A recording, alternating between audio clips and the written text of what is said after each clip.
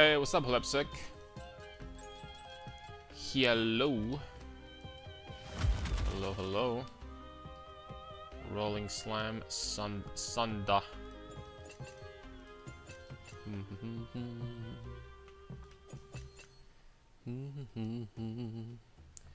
Do do do do do do do do.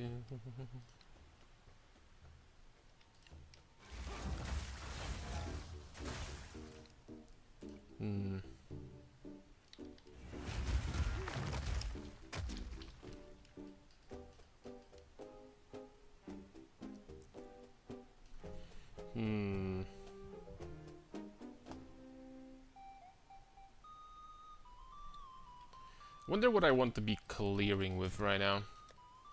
Welcome back, everybody.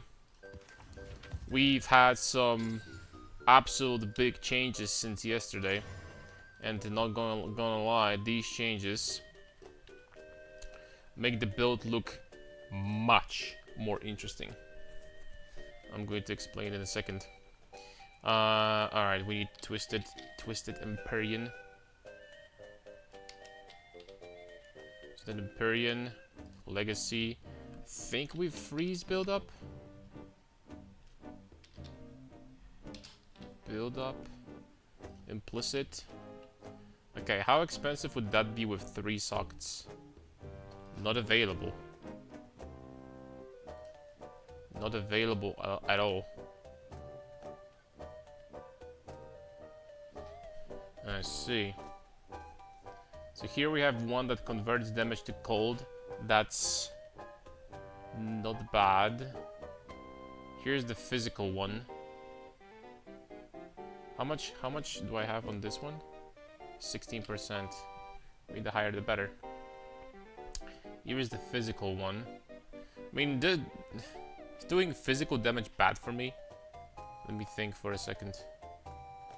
This conversion to cold, this is 8 to 12 though. That's only 12%. Yeah. Fissure, it's good for clear, but generally speaking, not a huge fan of that. Taken from mana before life. Damage taken from mana before life.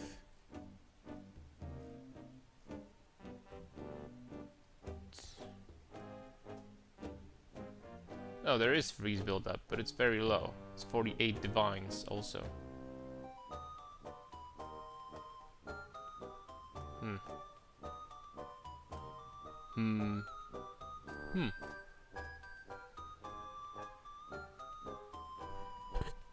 What's up, the Armoid? What's up, boys? Getting a lot of damage taken as mana is kind of important. This one is with Fissure. That blows. 19%, 710, 610, 611, 610, 812. 812 with Fissures. 712, 811 with Cold. 812, 812. I mean, do I need the one with 3 sockets right now though? Paper, I don't really need that. Paper, I don't. I don't know. The thing is that I don't know which one is going to be like the best for me. I'm thinking about it and I can't decide. This wouldn't be a big deal, the slower attack speed on this. And this mace hits like a truck. This mace hits like a truck. The version with like pure physical damage. That being said, the version with cold damage is not much worse, man, really. It's not much worse. 8 to 11, 13 hours ago. This one is not much worse. But it is worse in comparison. It's definitely worse. It's definitely worse for sure. So, new character, yes. Yep. Yes, sir. Convert fire damage with mace skills to cold damage.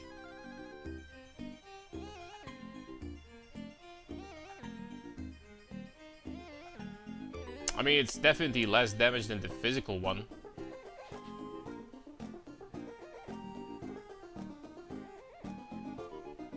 What about the freeze build-up, though? I don't know, man. I can't make up my mind. I mean, the physical would be just like hitting like a truck. I don't even know if I need freeze build up on this build, man. I really don't. It's debatable. Have you decided which ascendancy you're gonna take? No, not yet. For today, I think we're just going to be playing with it and trying to like make it feel good. This abyssal tablet might be worth something. It's 2 divs. We're gonna be trying to make it feel good. And probably off stream, I'll be like leveling like a character in the campaign or something. What's up, Samo? Barcon! What's up, man? How are you doing, my friend? Barcon! They freaking cane, man! Can't touch the freaking cane, dude.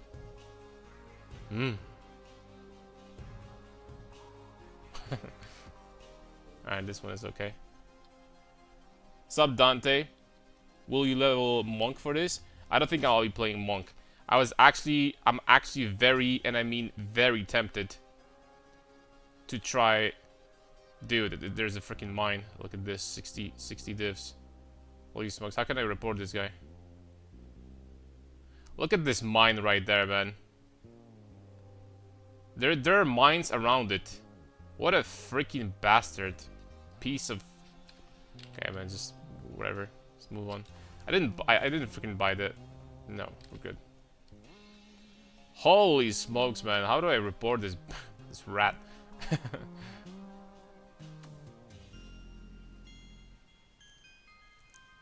How do we report this?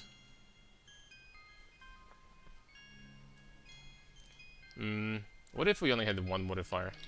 Modifiers. Only one. How expensive are these? Ooh, okay. What's up, Misha? Hope you're doing well, man. I hope you're doing well too. How are you? Good indeed. New characters. Shooting out new characters out of my sleeve. Like no tomorrow. I'm good. Very nice. Very nice. That's the only acceptable answer I was looking for. Didn't play this league basically yet, but good. Aww, like what happened? That you're missing some of that good stuff. Yo, we freaking added so. Oh my lord! Holy smokes! But we added some good mods right there. This tablet, by the way, not gonna lie, this tablet is freaking worth money and a half. It's like I'm actually thinking about selling it. It's 10 divs, bro. It's like actually 10 divs.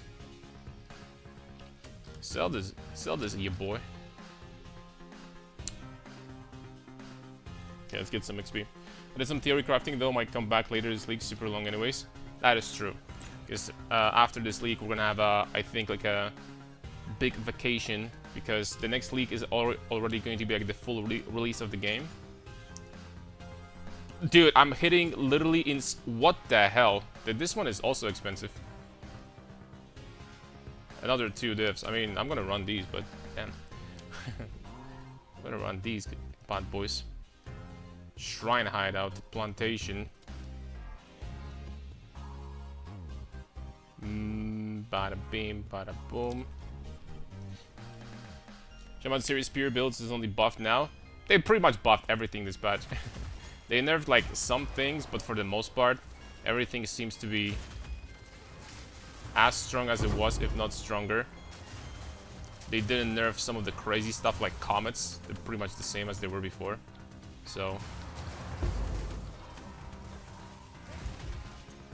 I'm doing something that is not like a armor stacking build for once. So I hope you guys are proud. It's extremely unlikely for me to run anything that is not like armor stacking. See Carter's cock chunk. Looks nice. Yeah, his cock build looks pretty good. Indeed.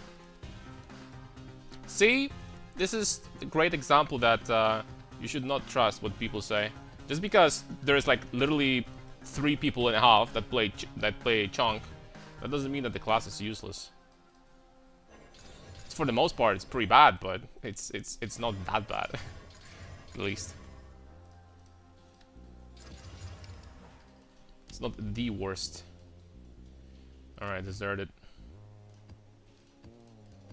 This one we're gonna drop because it's not good whatsoever, and we're gonna run these.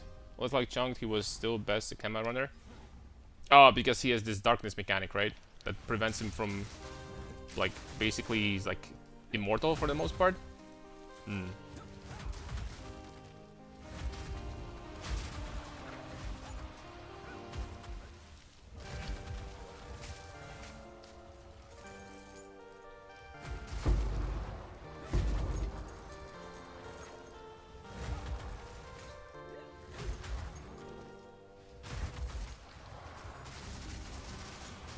Uh-oh.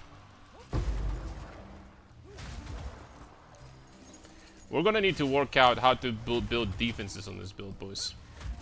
But I'm not gonna lie, the more I was thinking about it, the more I was thinking about doing Infernalist.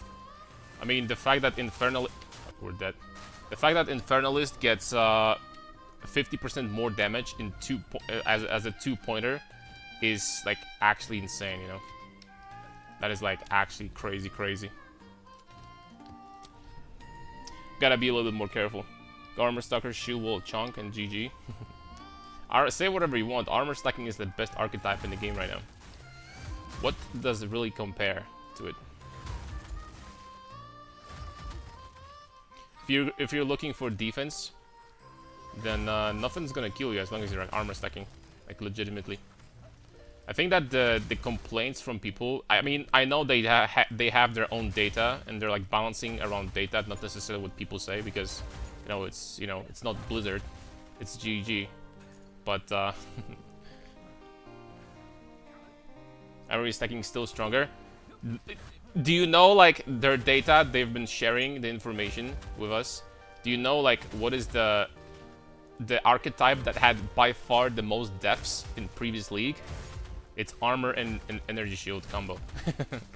Like no archetype, no defensive archetype had more deaths than armor and energy shield. So you know, because people are noobs. Yeah, because you need to have brain to like actually make it work. It's not very simple to make it work. I think it still can be pretty strong, but just gotta be careful.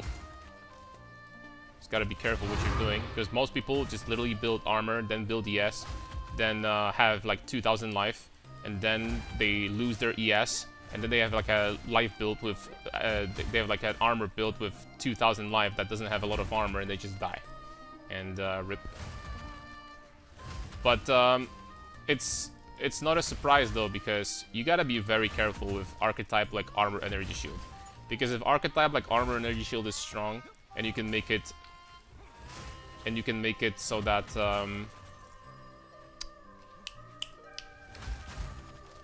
that you can recover energy shield very quickly, that's a problem, because all of a sudden you have immunity versus small hits, immunity versus medium hits, and for the most part immunity versus big hits, because you have life, like high energy shield and life pool in total.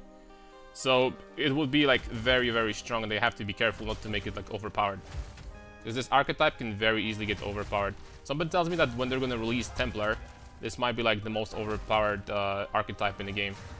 Templar is gonna get like something like, I don't know, you get more ES based on how much armor you have or something like that, and some recovery, and boom, you have immortal characters. And GG. Templar, Mr. Long Neck, is going to just freaking tank everything in the game. He was super solid compared to everything I've tried.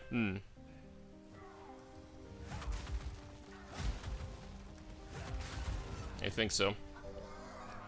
I literally can't build on it. Any build, emo, only a few builds can abuse the full potential. It's OP the moment you find a way to stack, like, find a way to like get a lot of recovery. The moment that happens, it's overpowered. The moment you can very easily recover energy shield on an armor energy shield archetype, it's overpowered. Just straight up overpowered. Because you have armor build with super high life pool on top of that. Like super high life pool. It's like immediately broken. So you gotta be really careful with this.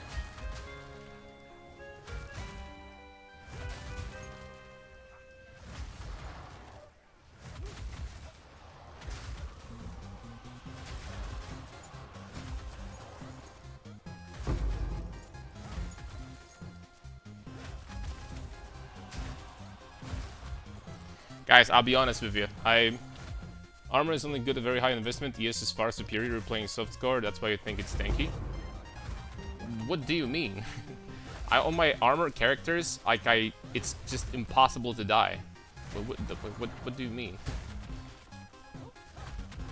Did you see my strength stacker, like Brutus build? Like this guy, like probably like last week, I haven't dropped below half HP once. Excuse me. There is this boss that one-shots you. Oh crap. The Citadel... Damn it, man. I need to focus up. The Citadel boss that does like crazy high damage. That like pulls you and throws you back to the ground. I can even survive this, and I'm armor stacking. So, you have ridiculous gear. But I didn't invest a lot into armor on this character. Didn't invest that much. I gotta be more careful on this character, because once I started using this, it's actually pretty squishy. So it's easy to get stunned. Can't go too deep into enemies. Playing ES evasion, so since knockback abuser. And maybe I should try to implement the Wind Dancer into this build too, for the defensive player. But regardless, we're going to play with it a little bit, and we're going to figure out what ascendancy to reroll into, and then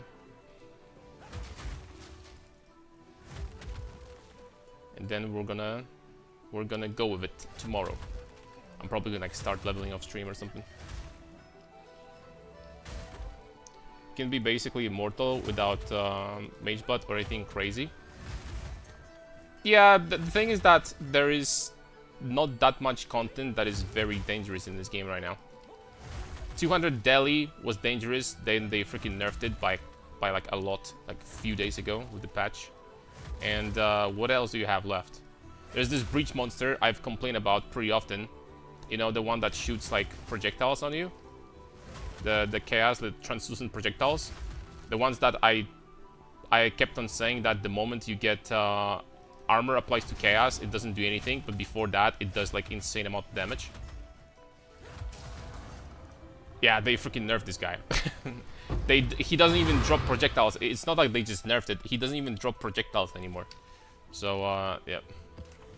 It's interesting.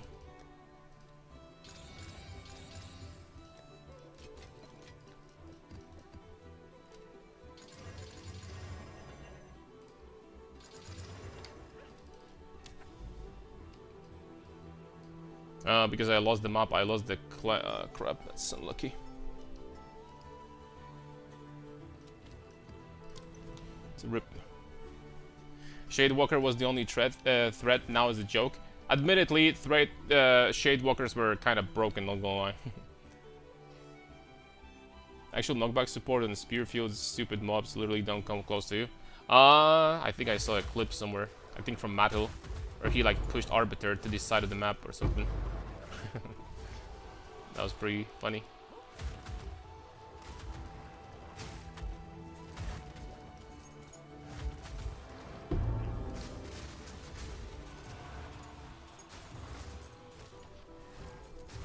Yeah, with this amount of mana, we actually need to be careful, like near abysses. And generally speaking, we need to be careful. Because some monsters are immune to damage from abyss too.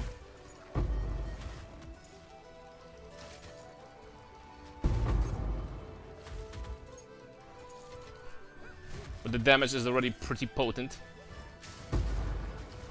I decided that we're not going to be playing Shaman, by the way. Decided that we're not going to be playing Shaman. Rage Sustain should be pretty easy to get regardless. I don't think it's gonna be a big deal to get some rage generation, especially that we're using medvets. So we're going to be trying something else. I'm not 100% sure yet what. I was thinking about Infernalist though, not gonna lie.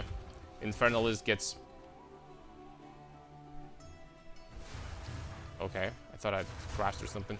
Infernalist gets 50% more damage on a freaking 2 node passive. So I mean that's balanced, right, for crits.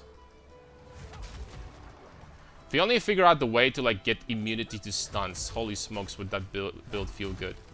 Immunity to stuns, bro. I think that's one of the most frustrating parts.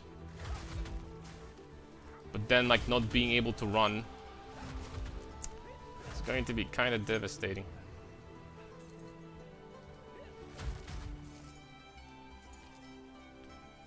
So with this chest, I will admit, we basically stopped regenerating mana. The mana regen is like very, very low at this point. Maybe I shouldn't even be using this anymore with remnants and just drop that to get my mana regen back too. We will definitely need to invest into some recoup, I'll tell you that much. The mana recoup, get to like 50% or something like that. The mana recoup is going to work really well with this overflow mana, because, you know, you basically start recouping when you have your mana overflown still, and then, you know, once you start dropping your actual maximum mana, then you keep on regenerating already. The recoup kicks in. And that's going to feel good. Or it should at the very least.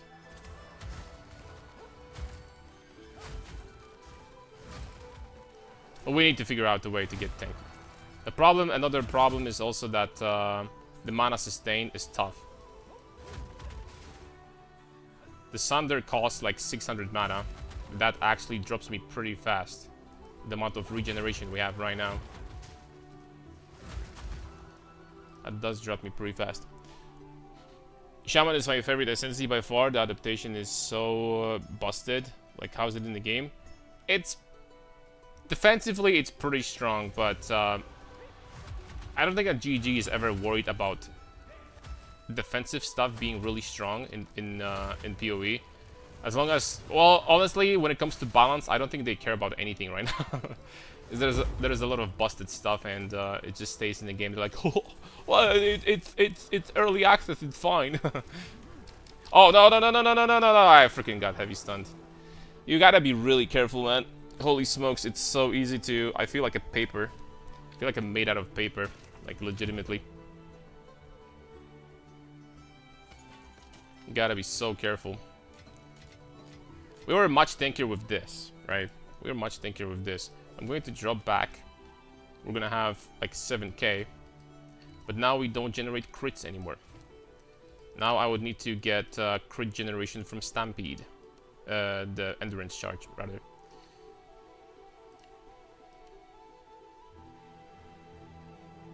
And Perfect Strike also.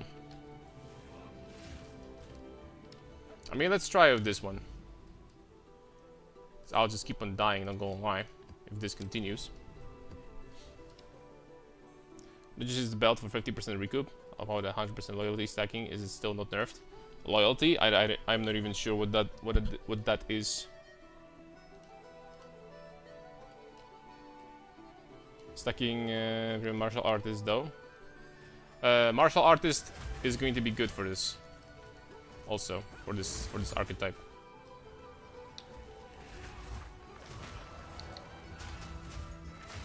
Oh, but I need to drop resonance now because I'm not generating my crits. It's going to be tricky to make it work.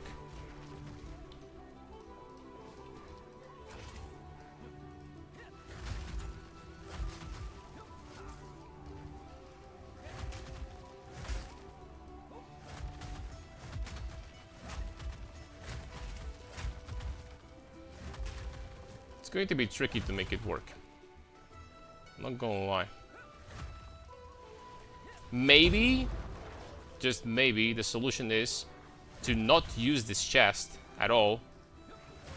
and use the endurance charge, generating anointment. Maybe that's the solution. And then you get the chest, you get way more mana late game, and you just try not to use your Sunder too often. Right? You try to use like every... You know, the damage is still going to be good. You still should be able to, like, you know, kill trash in a single hit, even without the guaranteed crit, you know? Maybe that's the solution to this. Maybe sacrificing your chest is too much. Crap, I'm... Hello? Hello, Triple G? Don't... Blizzard! Don't freaking do me like this, man. Shitty servers from Blizzard, dude.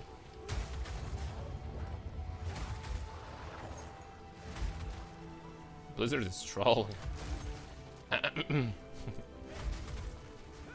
But maybe that's the solution. Maybe it is. Man, I think about it, Infernalist just grows on me so much.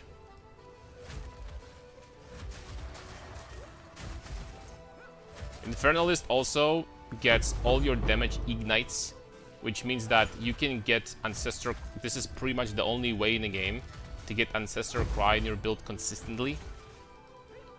I can't think of, like, any other option to get it, like, very, very consistently. Because you'll be generating ignites all the time.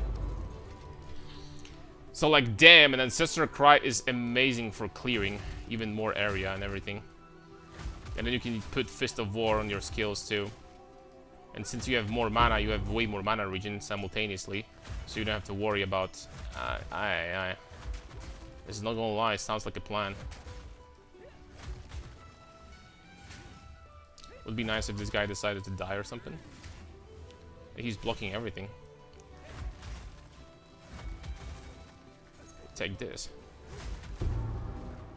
Oh, taking damage from companion health. No, it's still in a game. I think as a matter of fact, well, you definitely cannot put it like in a crazy number, but I think there's some other stuff that they added that allow you to transfer the damage taken to companion, if I remember correctly. So it's pretty damn strong.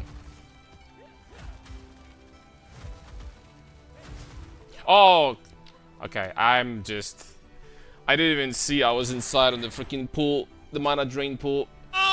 We'll just need to figure out the way to make it tankier. We'll just need to figure out a way to make it tankier. 100%. It's like so made out of paper, you know? So made out of paper in comparison. It's kind of fun to be critting on every single hit with Sunder, but it is made out of paper. And we're just going to be wasting maps.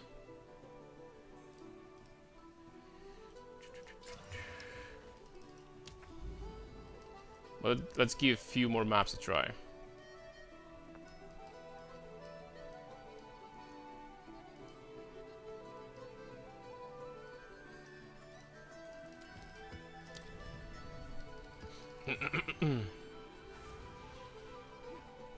This amount of mana pool is just not gonna feel good. I don't think so.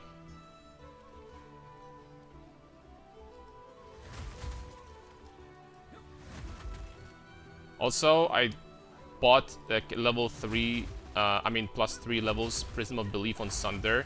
That puts my mana cost even higher. Perhaps not the smartest choice that was. Or perhaps. Perhaps we could have done better.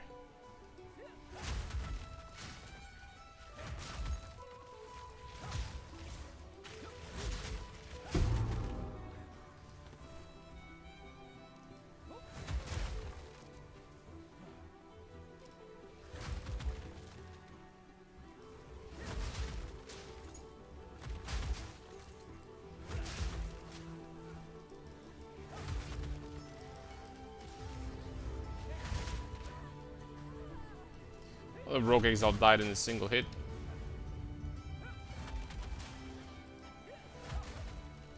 Yes, as long as your positioning is okay, then you're fine.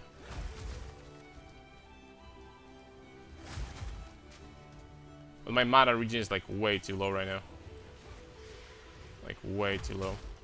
Could I use Molten Blast still? How would this feel?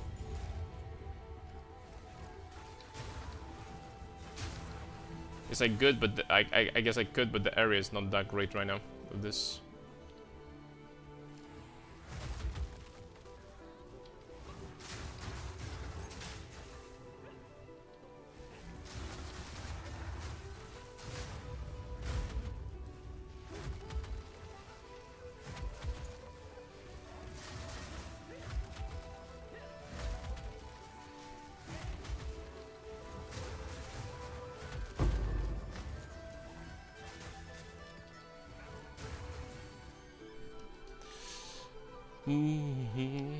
Bro, overcooking.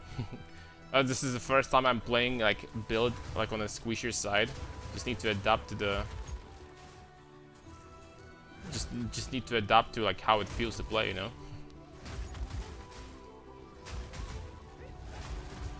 How are you supposed to play this? Wait! Not bad.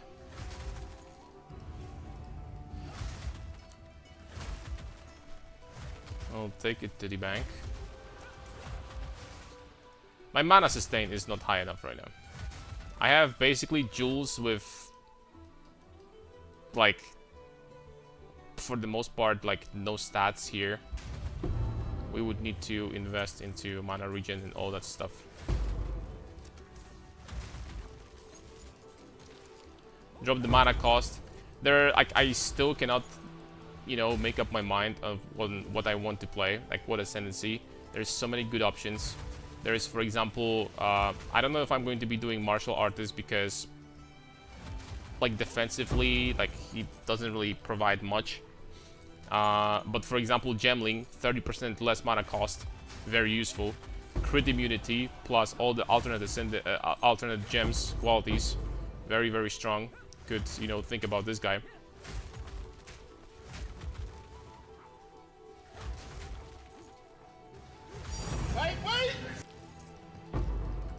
Let's see, with this extremely scuffed version, we are already one-shotting Abyssal Rares.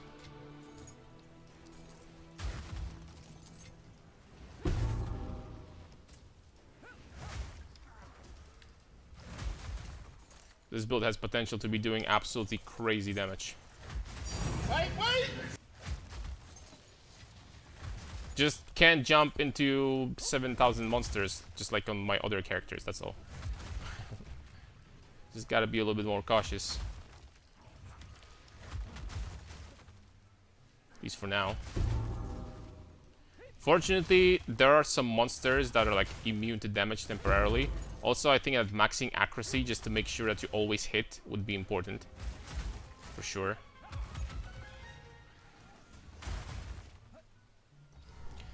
You know, Gemling would get so much mana regeneration. Actually. He would get so much mana regen.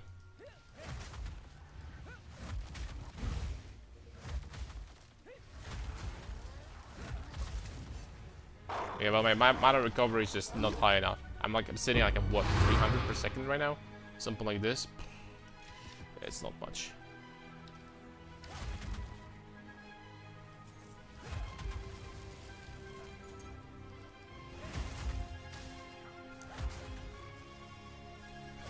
I think that this might be too much. Not gonna lie, this chest and like losing this over this. Perhaps the anointment for endurance charge generation. Anointment for that, and generating endurance charges this way, and like getting additional endurance charges from like breaking their armor. I think that could do it. I think this could potentially be better even. I literally just watched your YouTube video on the build. Also, to fix sustain, you could grab mana recoup. Oh, I saw your message. Can get over 50 with the 3 the mana on the amulet. I play mostly mana stacking in Lich, but the knowledge kind of overlaps. Yeah, we're definitely going to be trying to figure out how to make it more tanky in the future. The damage is so high, it's like literally off the charts. In PoB, I had 10 million Sunder hit, and that's without Garokans.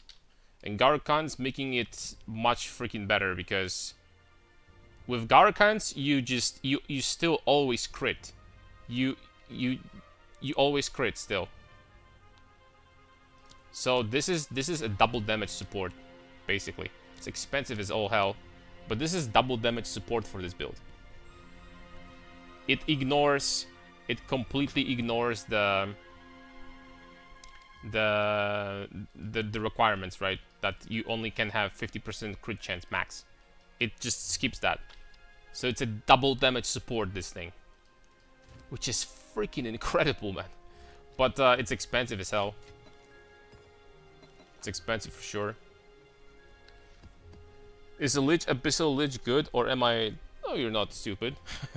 See, Heroic Tragedy, Varana Jewel. How about add that to Mageblood Titan? I don't understand. Mageblood Titan, what build is that?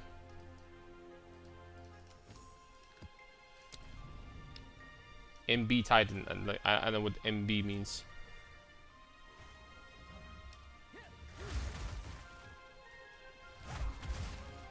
Oh, maybe Titan. But why Titan exactly? Also, you mean like mana stacker? But for mana stacking, the Varanas gives us 0.0 value. It doesn't do anything at all. Varana is completely useless for us.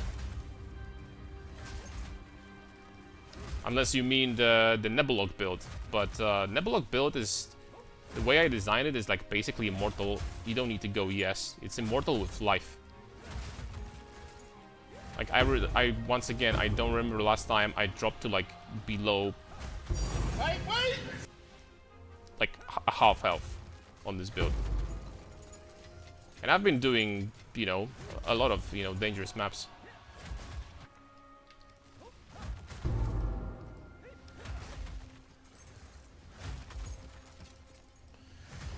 But like the sky is the limit how far you can scale this build.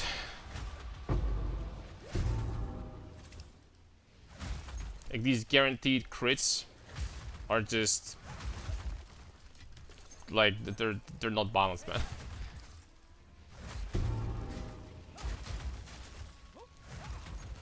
At certain point, definitely you want to be dropping some damage, and as long as you have like permanent endurance charge generation, then you don't really care about anything else.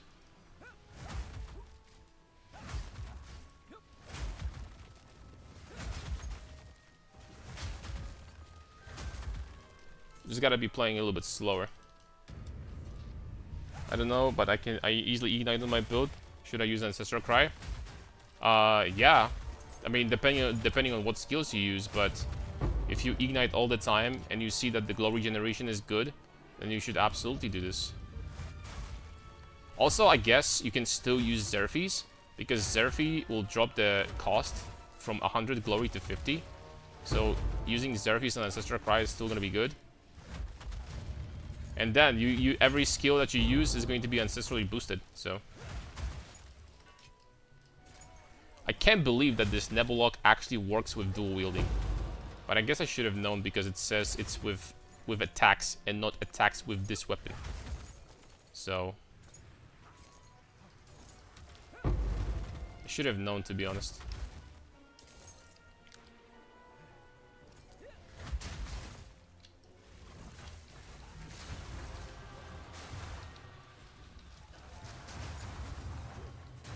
I don't like Molten Blast that much, I have to say. It's like, the clear on this skill is like kinda overrated, I think. It might be just freaking, you know, maybe I'm not like building enough attack speed to make it feel good or something. But, I mean, I use it and it works, right? It's working, but, this map is also not the best example because the projectiles get blocked by the terrain. It's kind of unfortunate there. Would be nice to be immune to Ignite also, because it drops the mana regen quite hard. I don't know if I'll be using this chest, you know, late game. I don't know, man. I'll be honest with you. Not 100% sure about that. I think to make it feel good and really comfy to play, we will have to we will have to generate endurance charges in a different way. Blazing Critical gives me 50% as fire buff. Blazing Critical.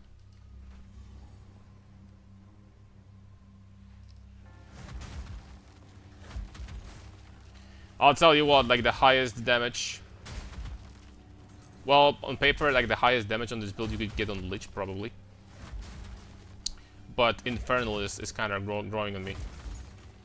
I'm thinking Infernalist all of a sudden.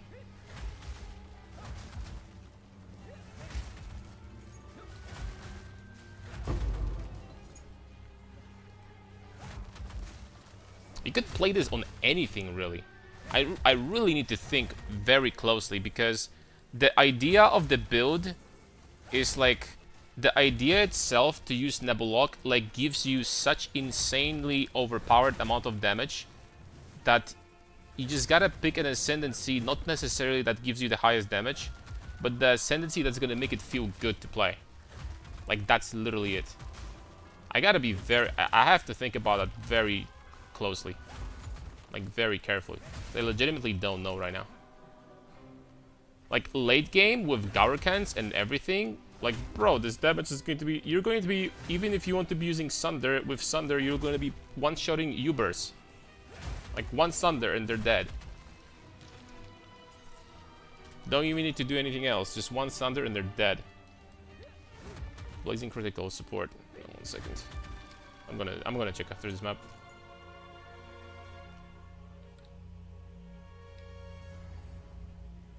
Like, I'm not even, because the tree is really scuffed, I didn't really experiment with it much. I have like 300% crit multi right now. And no changes to supports. So it's... I have Sunder with 30% less damage here.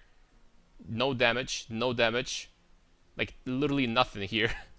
Like, I'm hitting for 500,000 already. Like, what the hell, dude? That's the Martial Artist exactly. But in what way? Martial Artist, for the most part, just has more damage. And he has some more mana, 250. That's Martial Artist. Let's ignore the damage value. Because, once again, we're going to be one-shotting everything on a very high investment. Everything. Everything is going to get one-shot in this game. No exceptions. Even without damage on an Ascendancy, everything gets one-shot. Doesn't matter.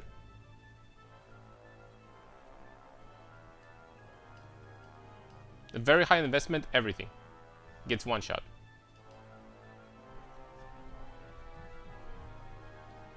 From the mountain is defensive buff. It only gives you stun threshold. The damage reduction is not gonna work because you're not taking damage in your life. So that doesn't work.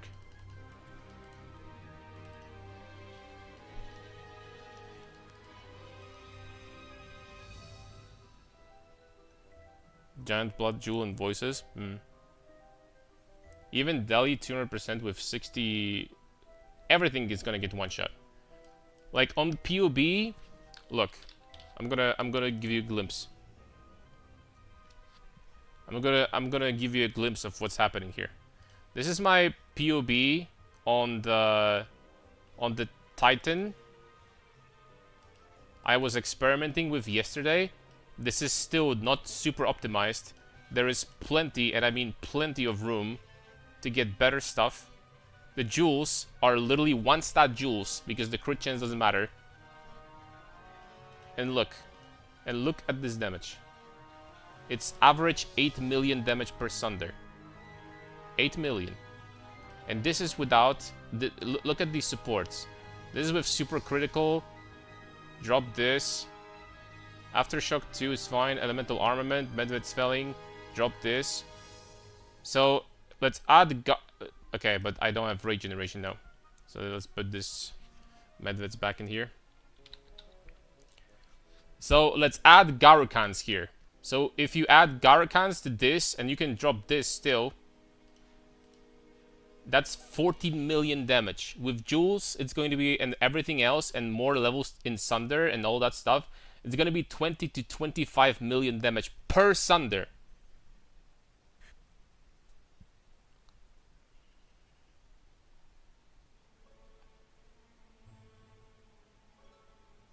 Can you check this?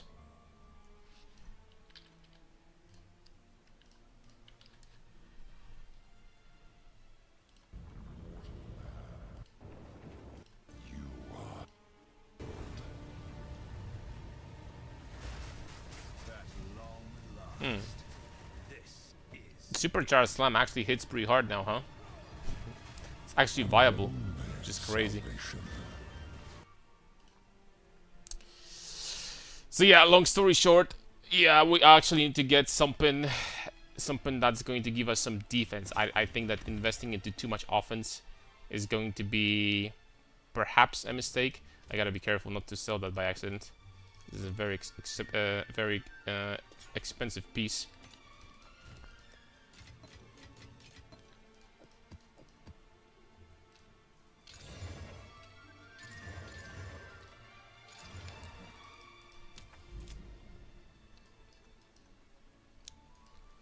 I'll be honest. I'm thinking just playing with Sunder and that's it.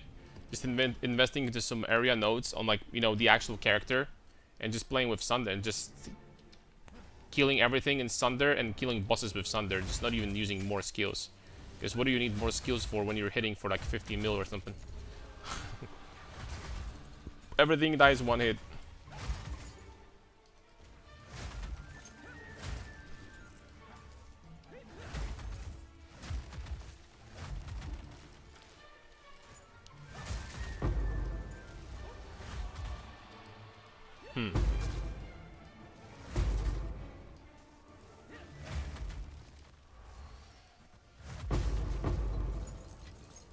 What if we had... I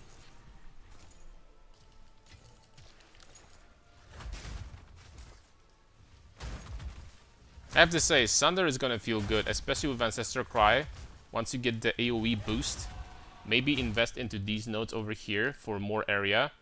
This is such an incredible amount of area for these couple points here. It's gonna feel really good to use.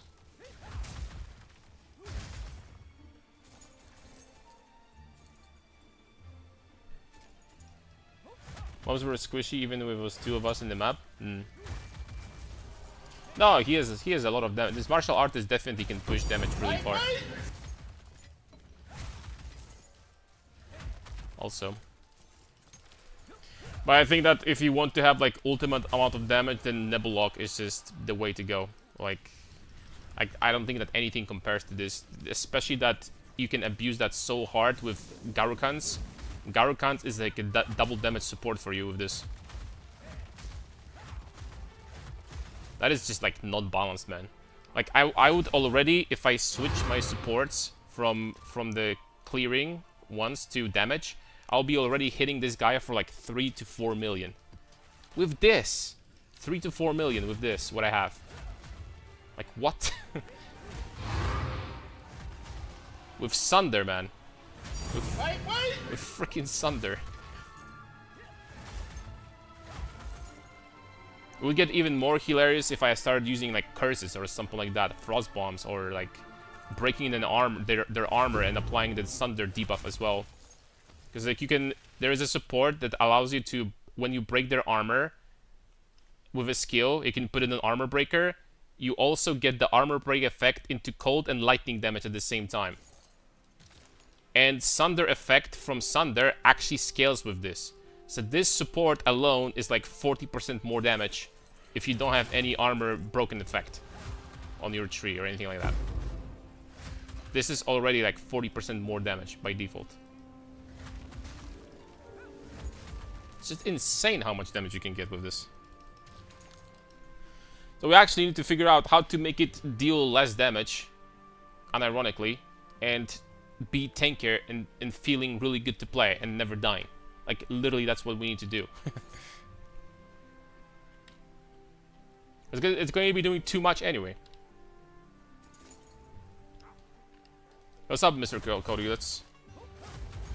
Are you my friend?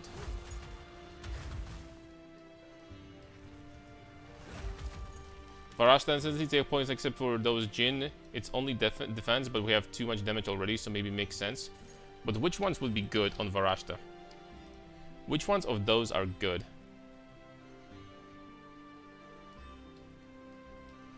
He also had problems with stunts. I mean, there is only one way to like be immune to stunts, and it's freaking this. But like, how do you skip this? And all right, guys, big question: can you still use blink when you have unwavering stance? Because that can solve the problem with stunts. If you can use blink, you can make this work. Blink has low enough cooldown to make it so that it's gonna feel still good to map. You can't, then it's just out of the question. Dude, why does it have this cannot dodge roll or sprint? That is such a massive penalty for like a cannot be light stunned. Varashta, huh? Okay, so what really good notes would she have that would give us like good defense and stuff? I mean, I have no idea what these are. Let's use good old PoE wiki.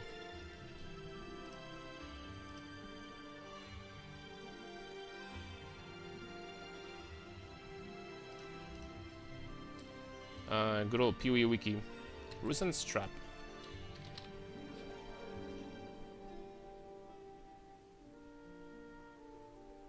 Is a skill granted by... yeah, but what does it do? It's a command skill. I'm going to assume that these are... all three of those are for minions. Because it says command. This branch over here gives us absolutely nothing. It's completely useless. This is also completely useless. We need to... all of our damage needs to be taken from Mana Before Life. Not only Elemental. So that's useless. Barya of Navira.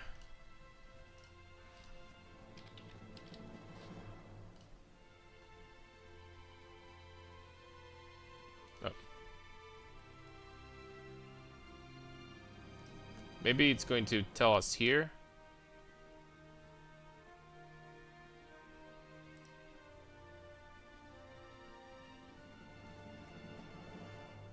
There isn't much information. Maybe on PoEDB.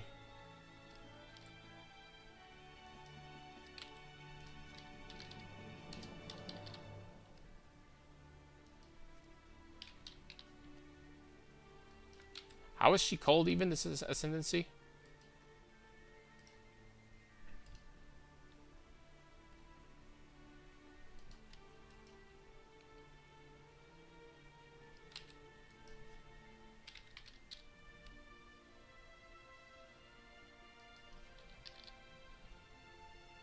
Okay, there's no information here either. Where can I find information on what these abilities do?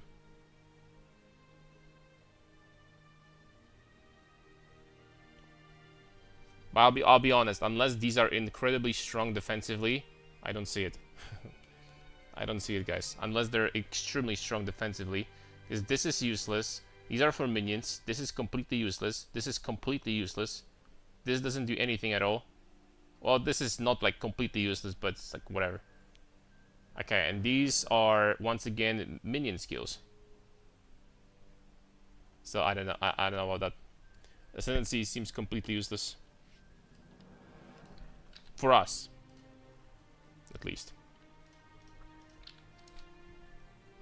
Just click on the skills.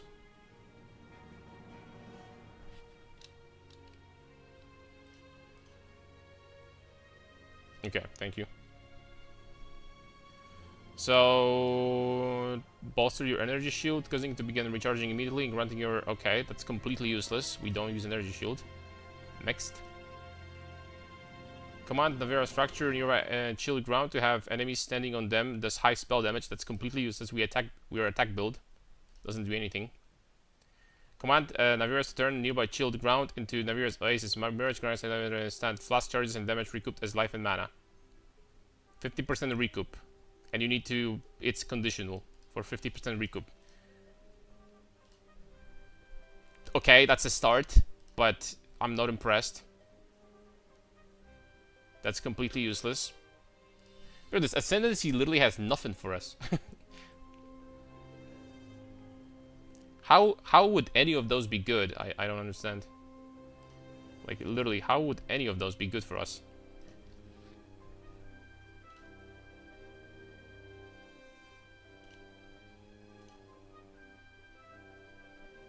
I don't know. That's one of the worst ascendancies I've ever seen for us. You have already looked at what I had in mind. Everything else is just unnecessary, Jin.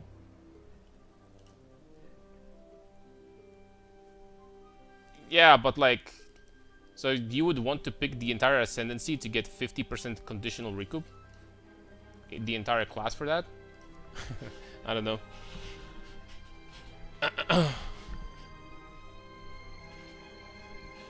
What's up, Aribo? Get it on Chronomancer, bro. Shit is cracked. I was actually thinking about her for a little bit. So we would get this is very strong defensively.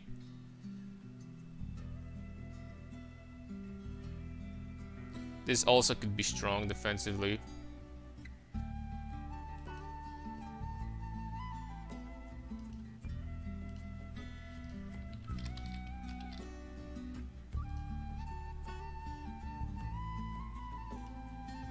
Sands of Time.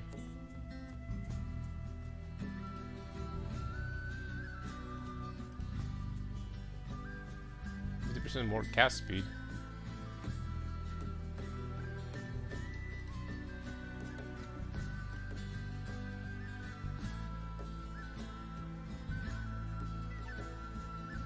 Which one is the one that gives you?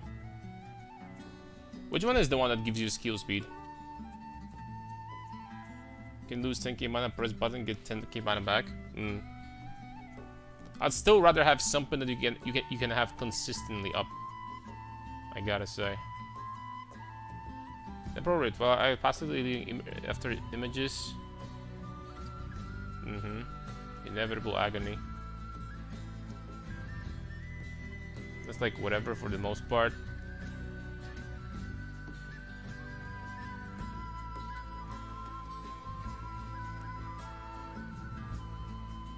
Sands of Time grants 60% skill scaling down to 1% over 10 seconds, at which point it will scale back to 60%.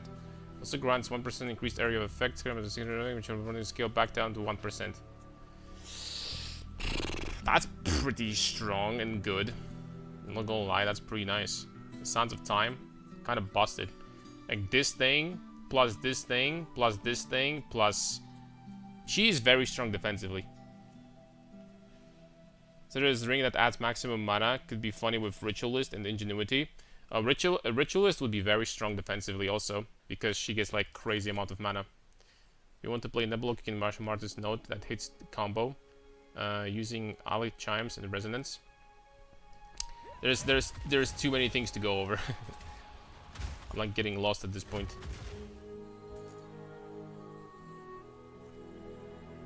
I mean, I already talked about it in the video, but I'm going to mention real fast. What are the options I was thinking about? So here are the options I was thinking about. So I was thinking about Infernalist, not gonna lie. 50% more damage for 2 points is not balanced. Like it's just 50% more damage, that's it. Then you get 20% PDR, not bad. You can also scale on your jewels some maximum fire resistance, gets even better. Maybe fire resistance on Mage Blood, that's strong defensively. That is a big damage reduction right there. That is a very big damage reduction right there. For 2 points again.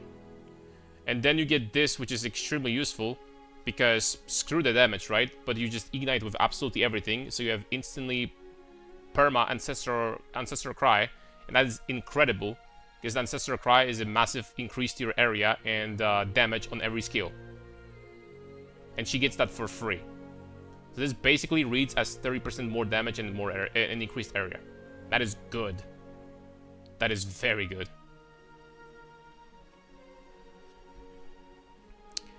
And then, I don't know, you can get like small notes for 3% increased mana or something. Have we not considered Lich to scale cast damage as well? We don't need more damage. Like in PoB, I had 20 to 25 million damage on Titan per Sunder. So that would be enough to kill 2 Pinnacle bosses with a single hit. I don't think I'm looking for more damage at this point, really. Like, I think I'm just looking at something that's gonna make it very good to play. It's like on this character I had a 1000% crit multi plus 800% attack damage. It's like you multiply your damage by 80 times, basically. You can get the dog and make it tank some damage for you. Does it have companion tag? The dog from Infernalist? Ooh. Where is the dog? Infernal Hound.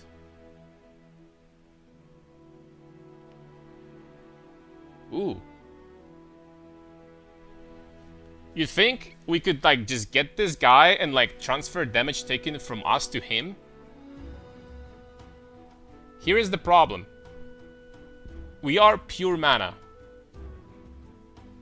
We are pure mana.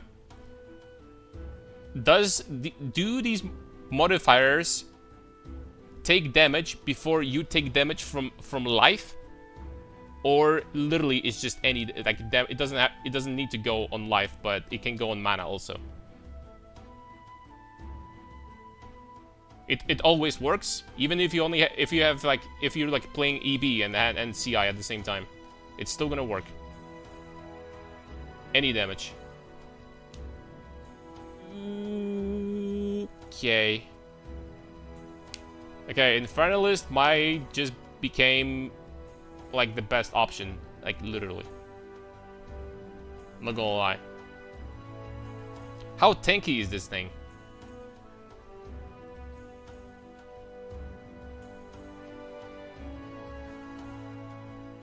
Like generally. That is very strong, though. That is really strong. Nope, no problem, bro. I completely forgot that she had Hound. So you take this for damage taken from you. You get this. Oh, wait. But you can put Brutus inside to make it immortal also. Right? You can put Brutus in there. And this minion is going to be immortal completely. It's not going to ever die.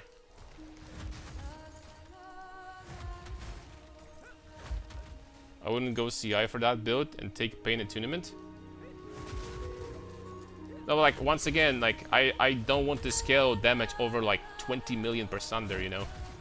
I really want to, at this point, like, start investing in some tankiness and, like, you know, something that's gonna make it feel good. Wait! You wouldn't do that, and I would. I would indeed. Besides, like, if you're looking for more damage, bro, she literally gets 50% more for 2 points.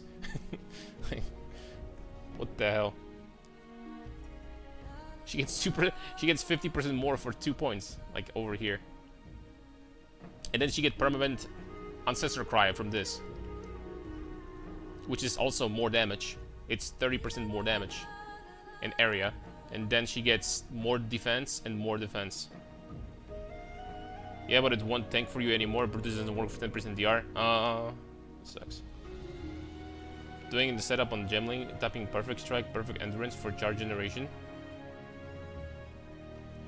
You could, but that would be a different build at this point. It wouldn't be a mana stacker. You have to build it with like a lot of armor. I don't think it's gonna feel good to play.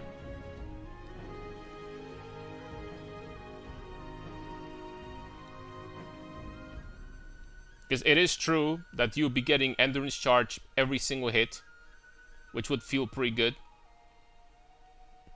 But can't tank damage, it won't tank damage for you. I see. And then I was testing Titan, but at the end of the day, I don't think I'm gonna go Titan for sure. Titan has good nodes, but I don't think that's enough. This is 24% more damage and more area in the mana region and attack speed for 4 points. That is probably not worth it.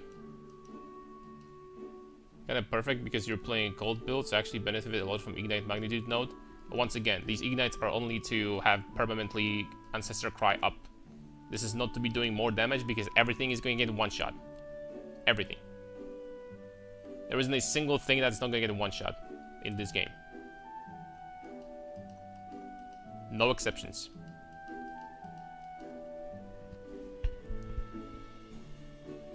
And yes, I also mean 200% Delirious bosses. They're also gonna get one shot. So, high investment in Gaurkans and everything in this game is gonna get one shot. With Gaurkans and Infernalist, we're gonna have like 3000% crit multi. So freaking do the math, right? With Painted Tournament, if we wanted to invest for some stupid reason, that would be 4000% crit multi. Can you equip wand and two-handed mace? I know what you're thinking about, but no. No, can't. That would be incredible for defense. And it'll be incredible for defense and still good for damage, but it's not as much damage as this. You just, I don't think you can beat this. There's no freaking way in the world.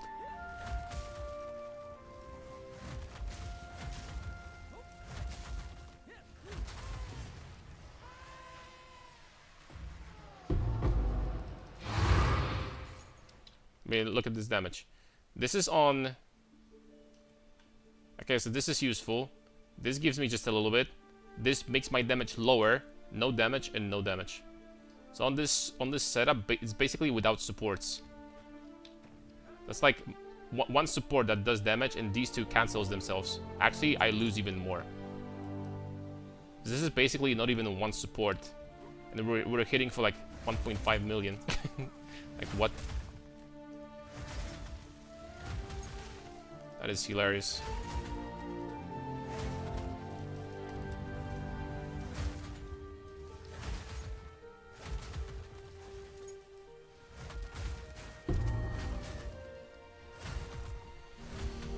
I mean, Infernalist is looking very strong. Very strong, guys. I'm not gonna lie. New 5-second wand. Yeah, but I don't think you'll be able to use wand and two-handed mace at the same time. This wand would be crazy for mana, right? It will give you insane amount of mana. It will be very good damage. But with this wand, you probably have to go non-crit. But once again, I don't think you can equip a mace and a wand at the same time.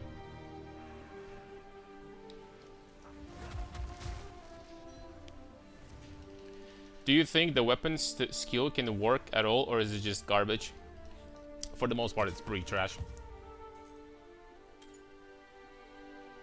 I mean, if you really wanted to, but like, it looks cool, but unfortunately, it doesn't have like a lot of efficiency. I don't know what you need to do to like make it work, like actually like nice, like nicely. It's tough. It's really, really tough.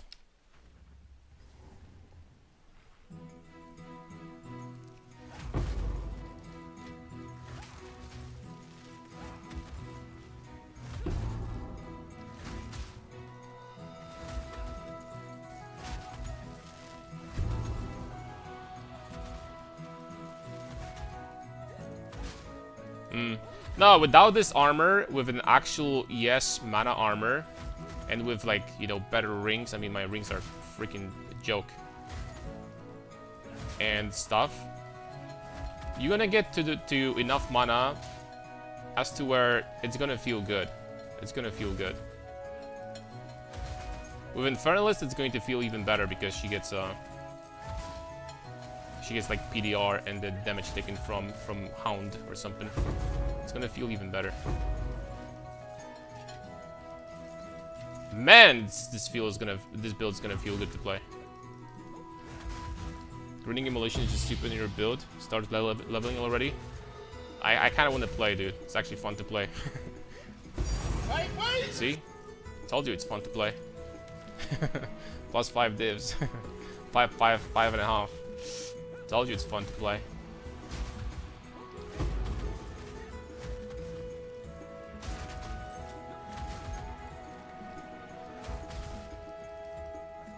And I still need to think. Because this seems like an obvious option. This seems like an obvious the best ascendancy for this build. or like almost obvious, but I'm still a sucker for mana stacking. I would still love to have that 12,000 mana on the Ritualist and 18,000 like, you know, overflow. Yeah, mana is still damage for us. It's not getting more mana, it's just defensive. It is more damage for us still. Altered Flesh, what is this?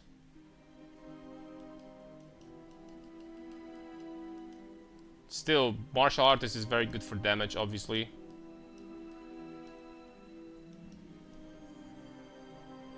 I think that you're overvaluing this bell a little bit, Josh. I think all the stuff you said, like igniting and armor breaking and all that stuff, you can do without these bells on any other ascendancy. It's just Martial Artist does it very easily because he has crazy broken gloves. Other than that, this doesn't really do much, I think. How do you min-max Altered Flesh? Like easy peasy. We go CI, and then you try to get plus maximum fire resistance on jewels or something. Maybe, just maybe, allocate something like this from Megalomaniac or something like that. And with Mage Blood, if you decide to go for that, you get plus 5 maximum fire resistance, and then you end up having like 85 max fire. So you get very, very nice damage reduction versus cold, lightning, huge damage reduction versus fire, and 20% less physical damage taken. And that's a good combo right there. Constantly Empyrian blind. Oh, for blind it's pretty decent. That's true. When 80 max fire res. With Mage Blood now we can easily get 85. Easy peasy. Get Mage Blood and couple jewels with maximum fire resistance and you're done. Super easy. Plenty of ways, plenty of things you can do with this. So you get damage reduction here, which is actually pretty good damage reduction. And you get damage reduction here. And you have 50% more damage, and then you get this. I mean, not gonna lie, like, freaking Infernalist looks freaking cracked. Like, not a single note here is wasted. All of them are good. All of them are really good. You know what the dog did in 0.1? Had 20% damage absorption as a passive? Holy smokes. Like, what does it even do, by the way? Is it like, does this like walk around? And it's like a sponge? It's not gonna lie, this pet additionally is going to like walk in front of you, and on top of that tank hits. That is additional damage reduction, really. Because he will take hits instead of you. So that's still useful. Even for that. You just put supports, every support here to make it tankier. You're freaking done.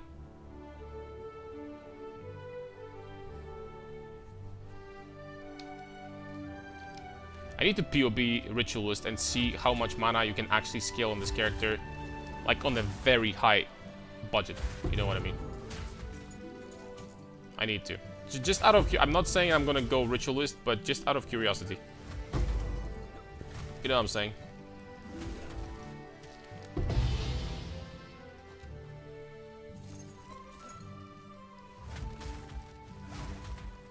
I'm gonna tell you what, with Nebuloch, this might be one of the highest freaking damage builds in the game.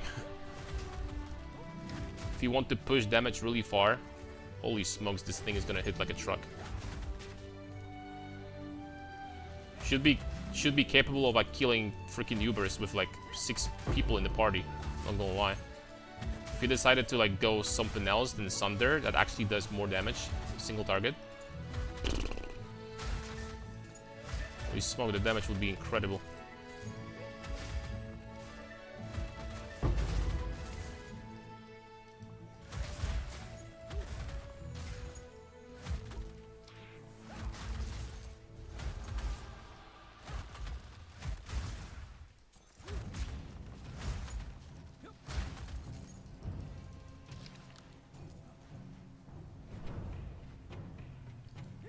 Ignites enemies around you, don't think that does anything useful to you. Unless for some reason him igniting counts as you igniting. then it's going to be even easier to maintain Ancestor Cry, like often. But I don't think that's gonna work this way. Can we benefit from Giga High Ignites? Let me think. No, how about let's just actually use... where's Sunder? There it is. Where's Rakiatas? There it is.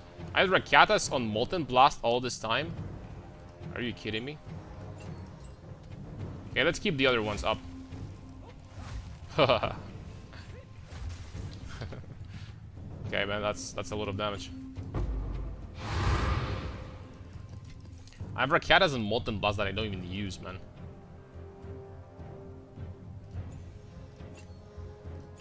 Drop this, I guess. This is needed for clear.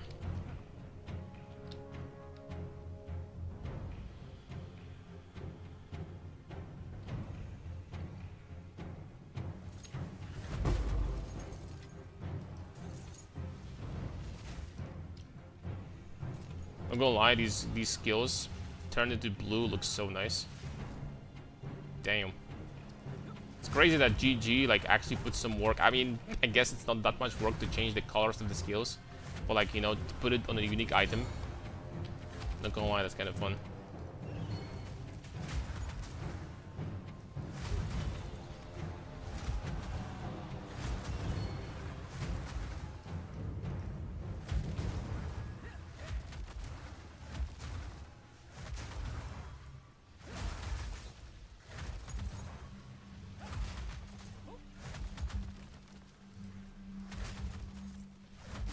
If we started playing safer, I think even on this amount of mana, it's still going to be relatively, like, you know, safe.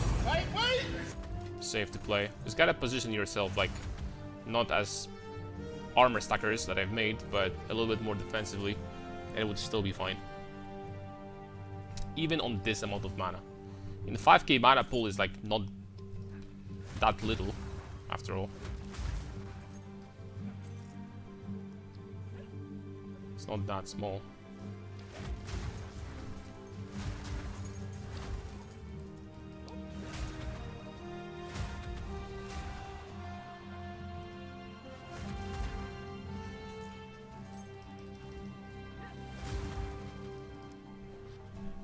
Wonder if like stacked like 36% quality or something like that, we would have 36% more attack speed on Sunder also from Gemling. Dude, like, Gemling is also an option. Gemling is also an option. Like, Gemling gets crit immunity, that's good defensive boost. 30% less cost, that's good defensive boost. He gets, like, 2% mana regeneration, that's huge. He gets this, so, like, big boosts from that. He gets, like, if you want to, like, more res or plus 2 skills. Holy smokes, I cannot freaking focus for the life of me. Sunder Clear is too addictive, true. And that's without even like a lot of area. I mean, look how much area I have. I have this cluster over here. I mean, that's it. That's my area. This tree is so freaking scuffed, but it is what it is. But that's my area.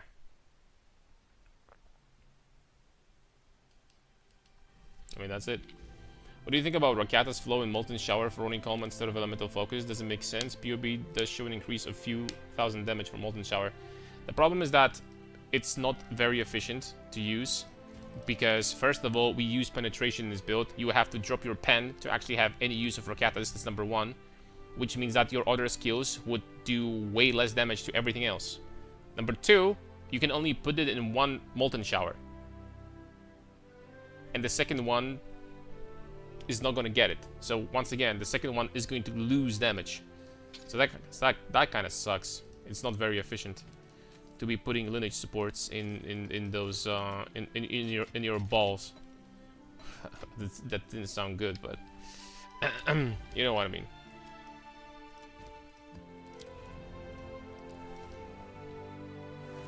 You saw my Sunder clear a bit from 0.4. It's a, yeah, I saw like AoE stacking on Sunder is like This skill clears like a truck.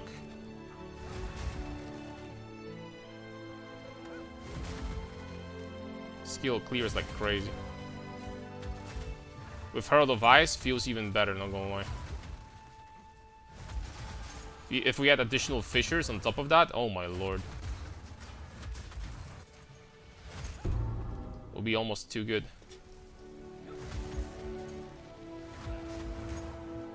Yo, this fissure even goes through the walls? That's freaking cheating. I feel like a disgusting cheater right now. Lightweight! Lightweight?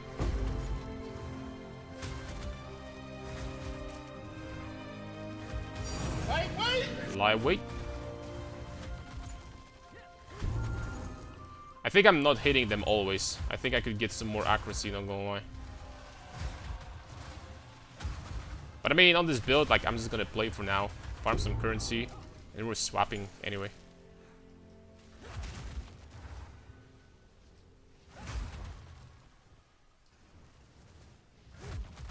Lightweight! Lightweight. These guys, for some reason, don't die. Oh, I need to walk close to them to hit them. Let's see.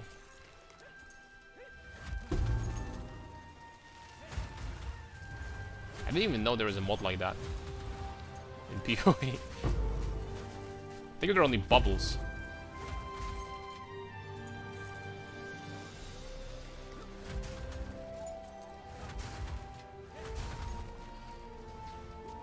Yeah, I don't think we're gonna figure out anything better than Infernalist. I don't know, man. I think this is it. Like, damage and defense at the same time, like a lot of damage. I'm only going to be curious, like checking how much mana we can stack on the Ritualist, but other than that, the thing about Ritualist that sucks is that after getting the extra ring and effect on amulets and rings, after that she's kind of not very useful. You can get the Headhunter buff, Ascendancy point, and after that, what?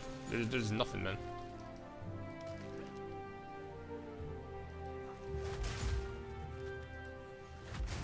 These two Ascendancy points, by the way, that give you +1 charm and like 20% like effect of charms or something like that. This is such a joke.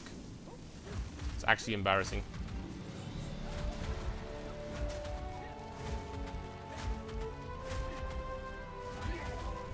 Like, legitimately embarrassing. Sacrifice a lot of mana for offense. I remember you having overflow to 9k mana. Yeah, we're experimenting with something. But there is a possibility that I'll be switching and doing it a little bit differently later. There is so many things you can do with this. That being said, I don't think I'm going to give up. No matter what, I think this is going to be our weapon setup. So, Twisted Empyrian with Nebuloch. Like, period. Right? This is what we're going to be going with.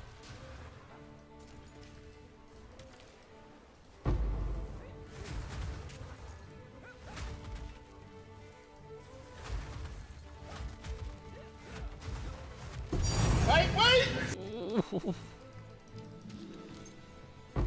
2 lightweights from a single monster. Damn.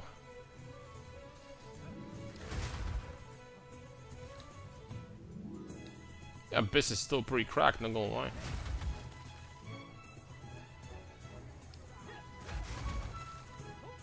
Abyss good, D4 bad. Cast on Charm. Just get out of here, man. Cast on Charm. Cast on my ass.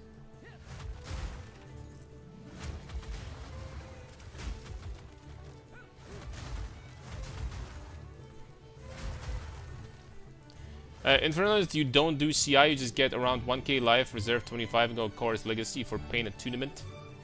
You can actually get the cultivated version to regenerate 3% maximum life to mitigate the Berserker effect. It's sure the best for this build.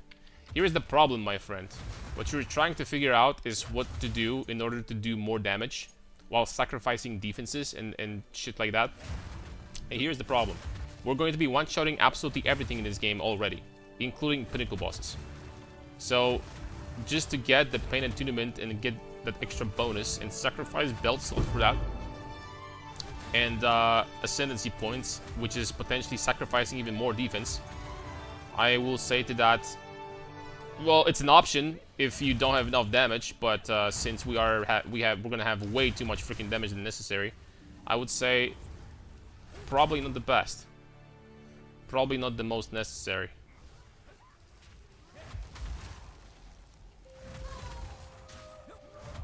Because the damage once we're gonna like scale up this build is going to be truly ridiculous.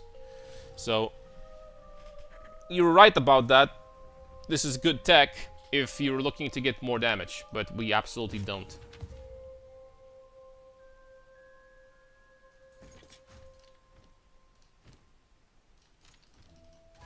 I don't know who put this freaking node in it.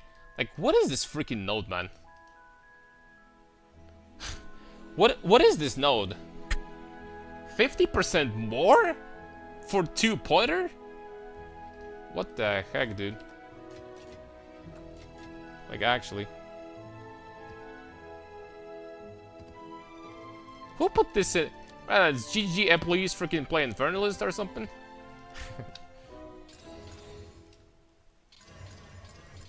Another good thing about Infernalist, now that I think about it, she starts in a good spot. You can just take spell damage in the beginning and go through these nodes, and you're kind of done. So she does start in a good spot, and you don't need to even lose this jewel to get split personality. You don't even need that. So that's kind of nice.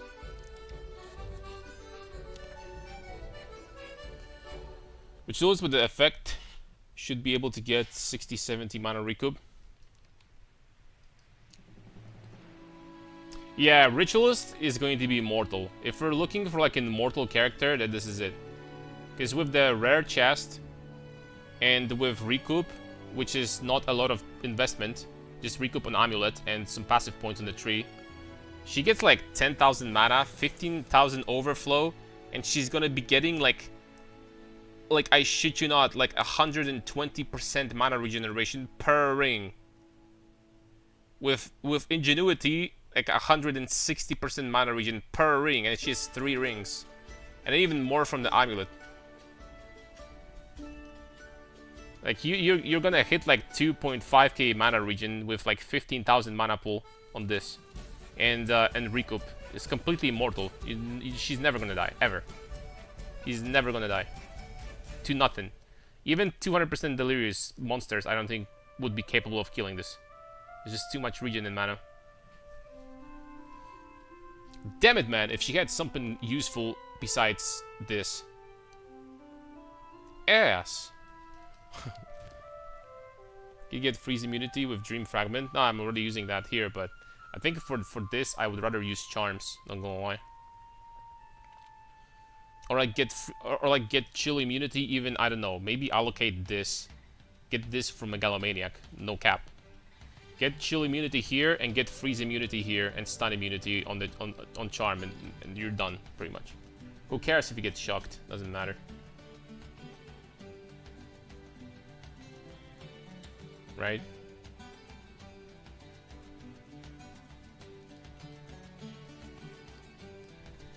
And for Ignite, you can do something also. But I mean, if you have a lot of mana, who cares about Ignite? Really? Nobody cares. Probably not going to be doing Citadel on this character right now. I'm going to skip that for now.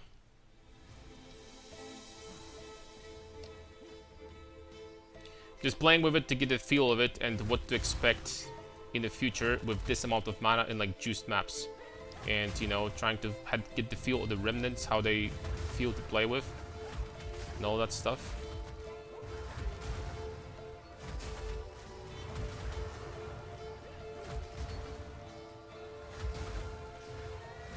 You know what? Like Chunk with remnants also could be freaking strong. Unironically, Chunk is not bad for mana stacking, like at all. I don't know if you saw Connor's build, but this would work. This could work for sure too.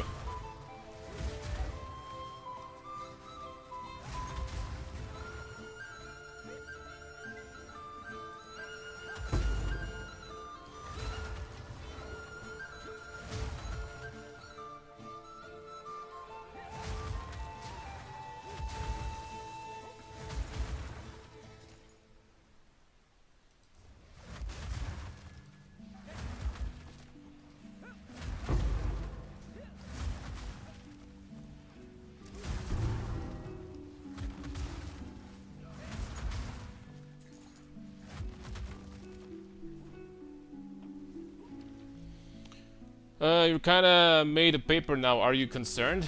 I mean, playing softcore. I mean, it would take, like, I actually freaking died like a few times in the beginning of the stream because I'm not used to. But once you like start understanding how to position yourself, it gets like much better. Like, you know, we're not like made out of paper, right? We have 5.5k life effectively with good recovery, so we're not like completely made out of paper. But definitely like probably the squishiest build I made. For now. For now.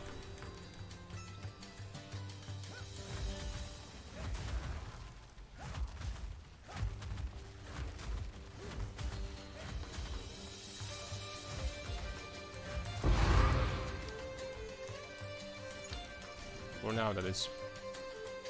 Oh, level up! Alright, we're getting more crit damage.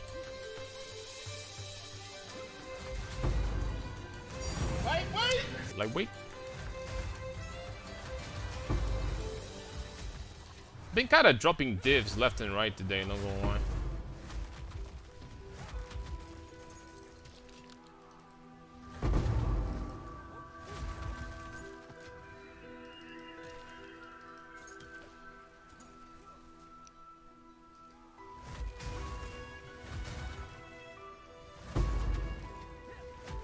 Alright guys, after this map, we're doing POB, where I'm doing a rare chest, a very high-end gear, and I'm trying to get literally the maximum amount of mana with Nebuloch still.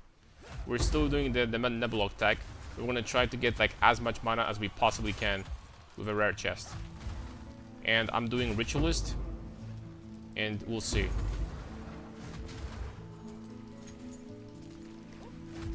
Kinda curious how far I can push this.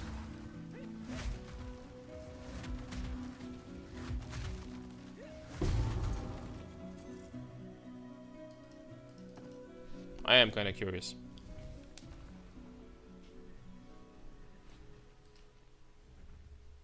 Thing is that sucks is that there is no mana on the tree.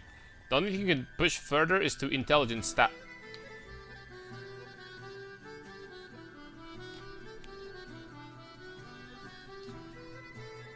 To stack intelligence.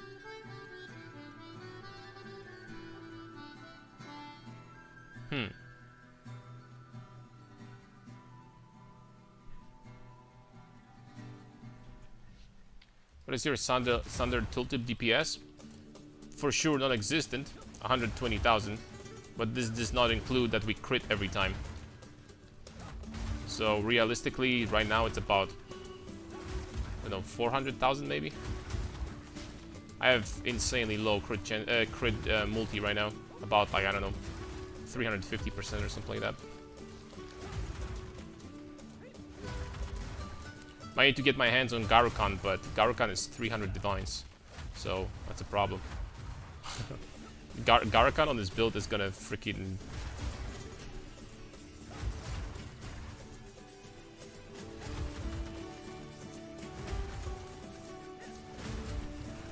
gonna destroy things up. Still thinking about reroll? What's up, Zebikas? Yes, we're gonna be rolling into a different class. I'm right now, not gonna lie, Infernalist looks kinda insane. The way I want to design this, Infernalist looks absolutely insane. And the most busted thing about Infernalist is that she gets 50% more damage for 1 point, ascendancy point. And that's just insane. Alright, boys. Let's try to design a ritualist. We're gonna do new. And let's go. Huntress, ritualist, bada bing. So ritualist is gonna look something like that. We're gonna get these points, reduced probably resistances. I don't know, maybe spirit. Spirit probably better. But whatever. Ritual sacrifice for this, and I have no idea.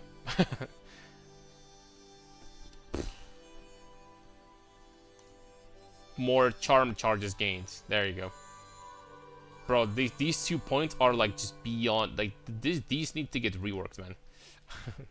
these just need to get reworked. Alright, number one thing, I'm just gonna travel over here or something, and we're gonna put split personality in there. Split personality. And what would be the best starting point?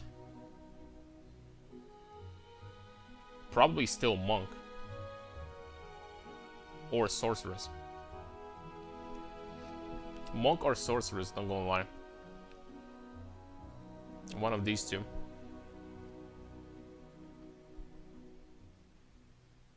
Monk gets like way more attack speed, but sorceress just gets like 2% increased damage. But if we're stacking mana, we're going to be getting a lot of increased damage from mana. So let's just go monk. Shadow. And then start here. Bada beam. Get these notes. Oh!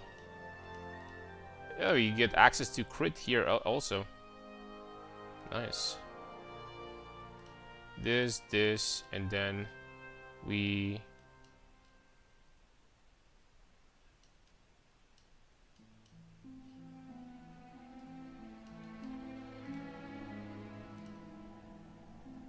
to build, get split personality, drop these, drop these, drop these. Okay, there we go. And we would probably be going this way to begin with. Probably this way. There's an access to a lot of very good notes here. This one, for example, would be mandatory.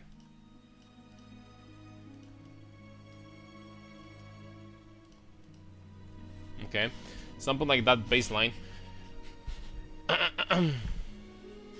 You know what? Maybe that's really stupid. Maybe I'm just not going to be designing it from the scratch. Maybe let's just... It's probably stupid. I have like a template ready over here, more or less. Maybe let's just do this instead.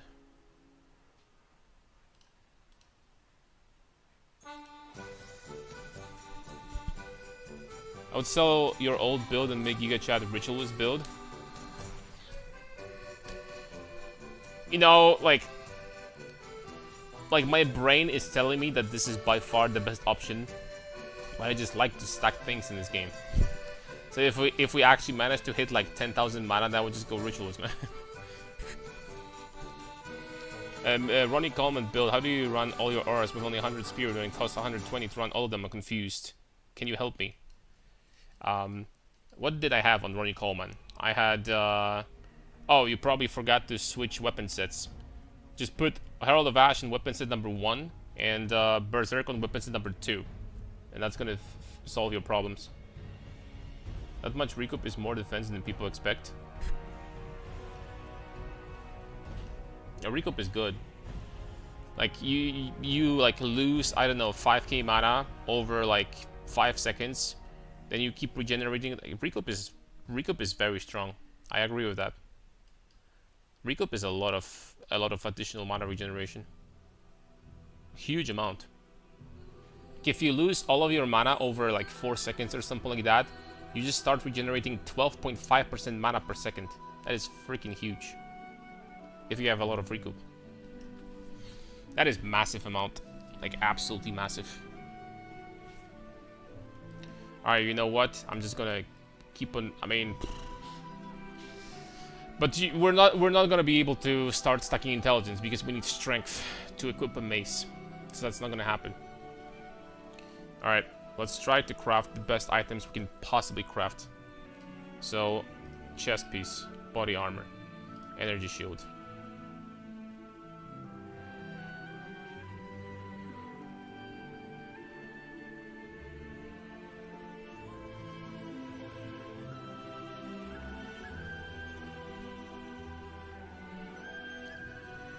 Which one is the highest base?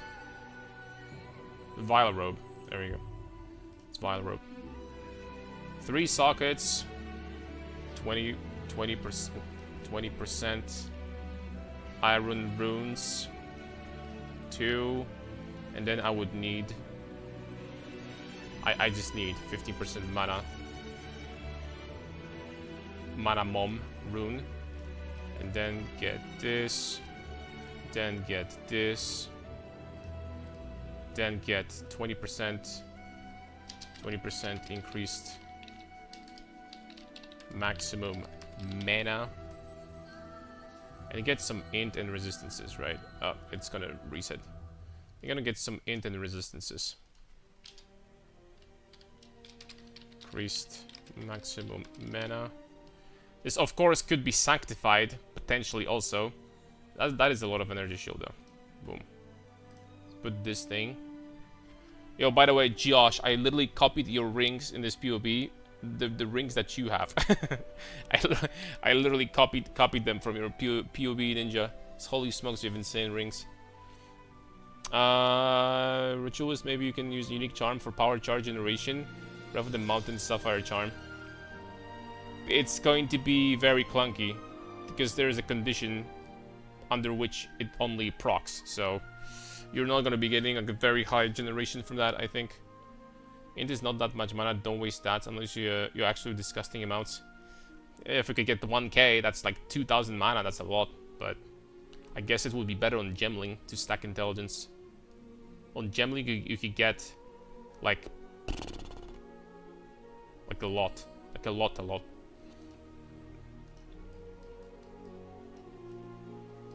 Alright, can I save as Sub-Zero Ritual? Can I just select this now?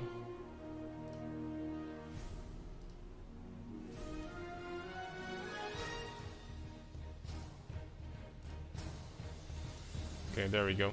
And these split personalities are freaking balanced, man. They're balanced for sure. You know, the damage didn't even draw. This doesn't include the... A Titan is definitely not the best option.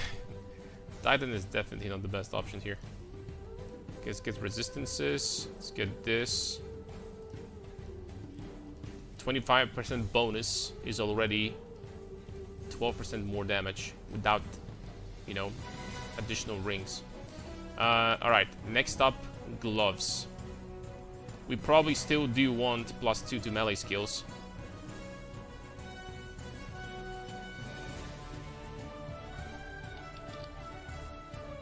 Energy shield. Siren scale gloves are going to be the best. Seems like so.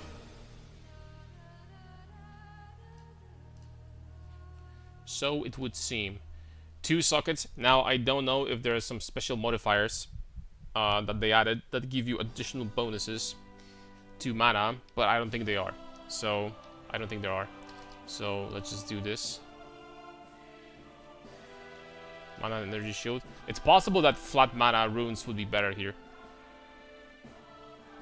I think there will be. I think there will be. Alright, and here we're getting double tier 1 ES with tier 1 mana with skills with some resistances here, right? Probably no intelligence because resistance might be... I mean, we're gonna get insane res from rings, but let's just keep it like that. Okay, we're already sitting at 7.2. It's going... This is already 11,000 with overflow. Already 11,000 with overflow. That's decent. Boots next. That's promising. Sekema sandals. 2. Let's not go like, you know, crazy, right? Let's do 2. Mana, double mana. Double mana. Boom. Prefix. Energy shield. Well, we need movement speed here. For sure. Let's just do this, I guess. I think it's gonna be better. I think it's still gonna be better than... Yeah, this one is gonna be still slightly higher than maximum mana. And then intelligence here with resistances, right? Basic stuff. Boom. And then, wow, 7.7 already. Man, my gear freaking sucks. If I'm still getting that much mana from these items. And then amulet. Dude, she's already like, you know, she's getting a lot of damage already just by stacking mana. Then the amulet.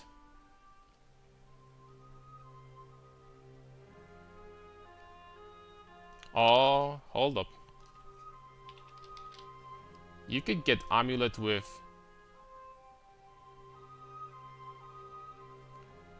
a socket, open socket. So that's 3% mana. That's 3% mana from the socket right there. That has potential. I think that's the best base. It's gotta be the best base. There's nothing else that gives you like 3% mana. Like relatively close. It's gotta be the best. It's gotta be the best. So catalyst, mana, 40%, boom, and then mana,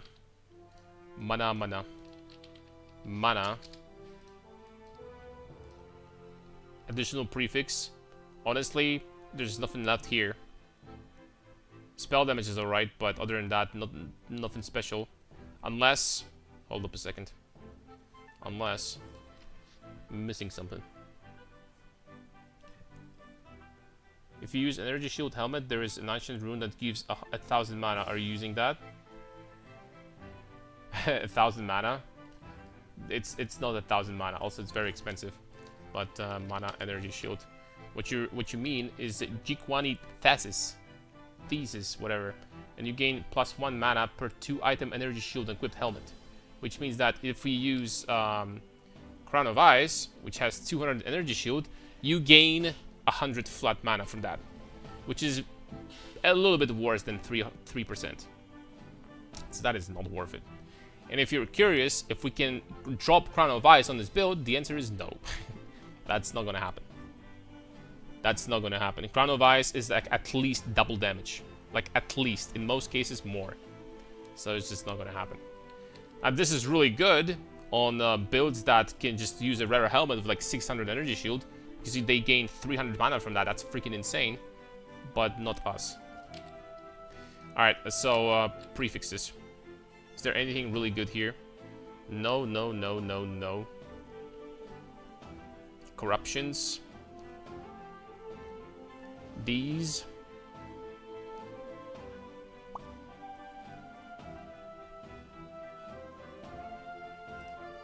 That's incredible for like a sorceress.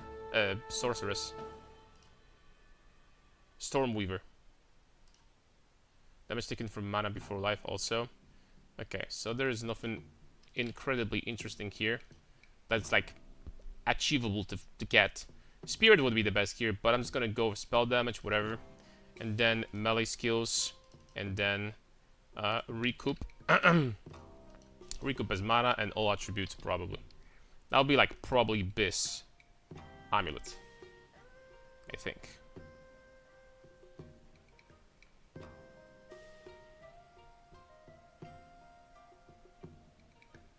Add to build, and then it would anoint Mystical Rage, I think. Mystical Rage, anoint, and then it would gain 3% increased maximum mana from the helmet. Oh wait, hold on a second. instead of spell damage, it could have energy shield. That's 89 mana flat. That's better. 3% increased maximum mana. Holy smokes. This amulet was 600 mana extra. Man, we're actually getting to like 10k is actually doable with this. Then we could get Crown of Ice with 3 sockets, and you know, since we're talking unlimited, unlimited, like just say like relatively unlimited budget, I'm just gonna go ahead and freaking do it. Crown of Ice with 3 is doable, and let's just say like 130 mana. I think it costs like 100 divines or something like that. Okay, so that's more mana here, 130 extra. We sticking with Shaman for Sub-Zero? No, I'll be rerolling. But I figured out like an insane tech for absolutely absurd amount of damage. Like, capable of one-shotting pinnacle bosses later. Like literally any boss in the game just dies in 1 hit. So that's kind of cool. So it is going to get stronger, really strong. All right, the rings now. What is the best? Oh, okay, it's simple. The best base is the mana one. Period.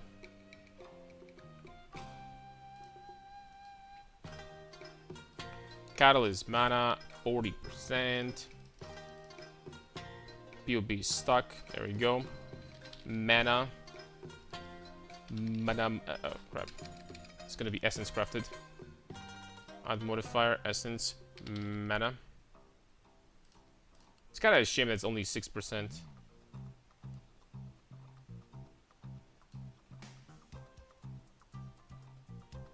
Wait, hold on.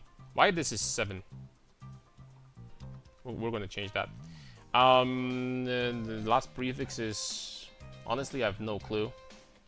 There is virtually nothing here that is useful. Like, actually.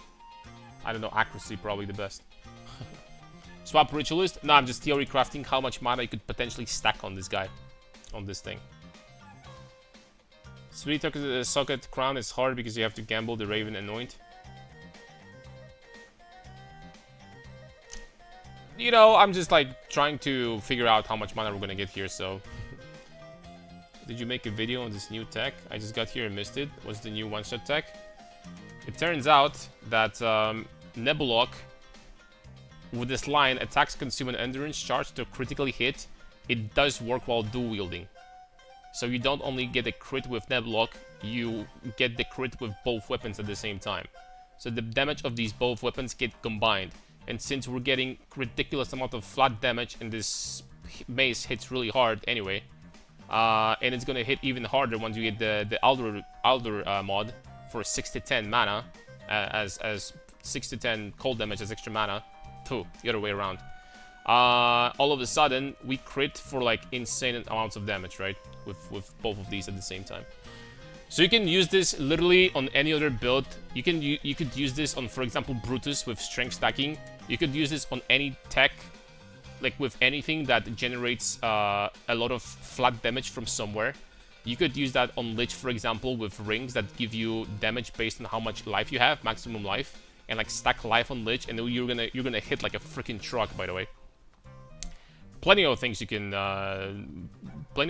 do with this.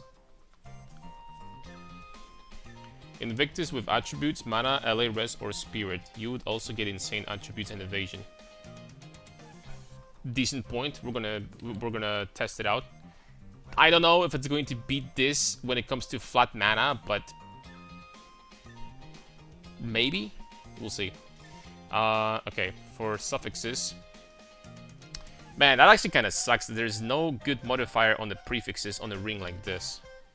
That actually kind of blows. Well, spell damage would be good, but good luck getting rings like this.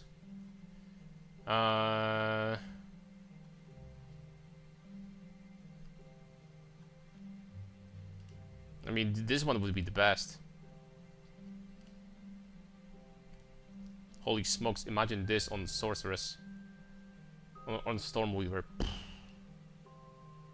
This is a mana modifier. This would get boosted by 4... Bro, Stormweaver will get like 4,000 mana per second regeneration.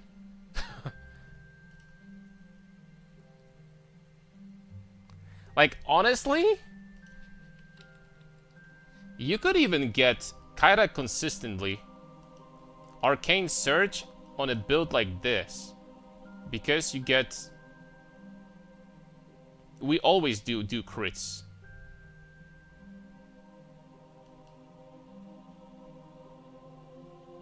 There's another one like somewhere here that gives you, I think this one, yeah, 10% chance to gain Arcane Surge when you deal a crit. Could be interesting.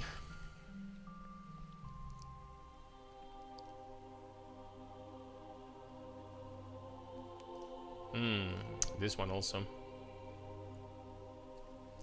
Anyway, let's just put anything here for now. Cold damage. There you go. And then suffixes, intelligence. And I'm not gonna lie, probably the rest would be just resistances, right? Resistances for the rest. Unless there's something insane here. I don't think so.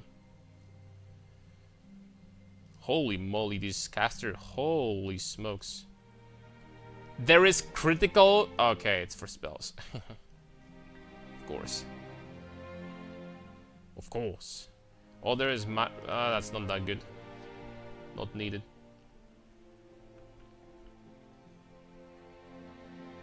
Okay, so that's about it, I think. Oh, of course, mana regeneration. I forgot about that. Mana regen, of course. And there we go.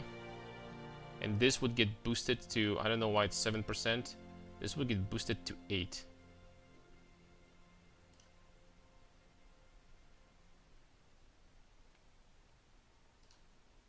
Okay, that's why.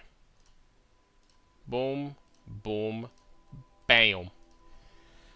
10,300 mana already. I mean, not gonna lie, are you guys watching in the meantime how much my damage rises? You know, we're getting 730% increased attack, 300% increased attack damage from Arcane Intensity already. You know what I'm saying, right? I mean... The Ritualist is kind of growing me. She gets 1300 regen without even recoup, man. Like, this is... With recoup, this is already the amount that makes you borderline immortal. How do you generate endurance charges for crits? Right now, we're probably going to swap that later. But right now, I'm using this. Gain power charge every second if you haven't lost power charges recently. And the power charges get converted to endurance charges with resonance. So you get them all the time. This is also cool for Ancestral Cry because you can have Ancestral Cry up permanently. Which is cool. I'm not gonna lie. For Ritualist, probably Amulet Anointment. I'm not gonna lie. To get what is this? To get the Thaumaturgic Generator. And then we'll be breaking armor with something like Stampede or something like this. And this would feel good enough, I think. It would be doable. Should be 100% doable. Alright. But we're not done yet, because we have Mageblood here. And this is not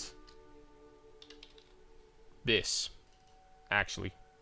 What this would be a crazy Ingenuity. And the crazy Ingenuity would give us another 1k mana. Holy smokes. 11,000 energy shield. 1,500 mana regen.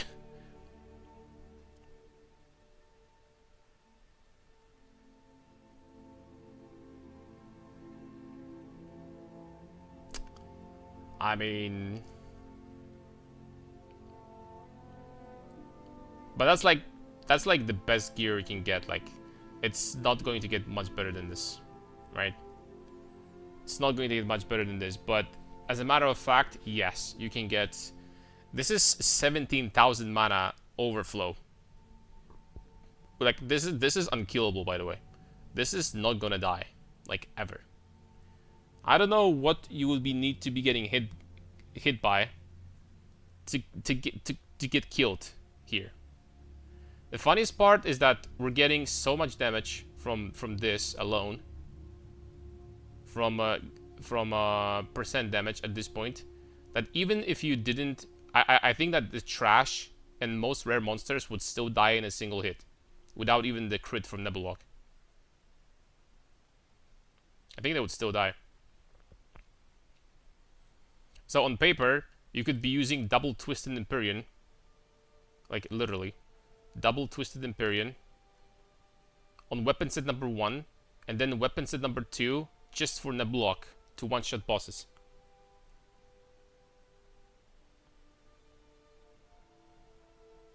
But then, of course, and also my damage would drop a little bit because we don't have 82 more damage. We have, how much? 35, 45, 53. So 53% more damage from aftershocks. I mean, that's, guys, like, this is without, this would, we would hit like 50 million hits Sunder. 50 million damage from a single Sunder. With Garokans and with everything else. Okay, but this is, okay, fair enough. Okay, it wouldn't be 50 million, but Rat Pits.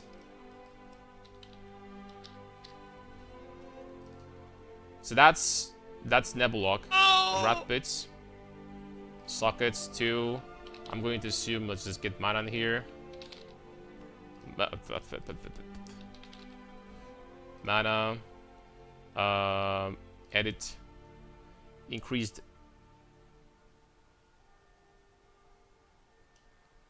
Per maximum mana. Add to build.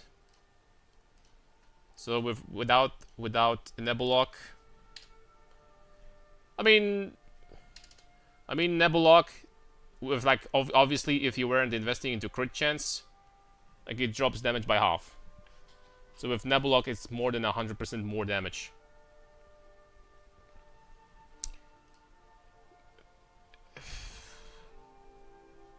I guess it's just not gonna happen. Rat Pits is never gonna be better. You cannot make that happen. Because if you want to invest more into crit now, you will have to drop crit multi. There's no way. And also, no Nebuloch means that say goodbye to Garokans. So just forget about it. It's even less damage than that, realistically. Garokans is the reason why Nebuloch is so broken, it bypasses the 50% cap on Garokans. You just crit, period. Nothing can change that. You always crit.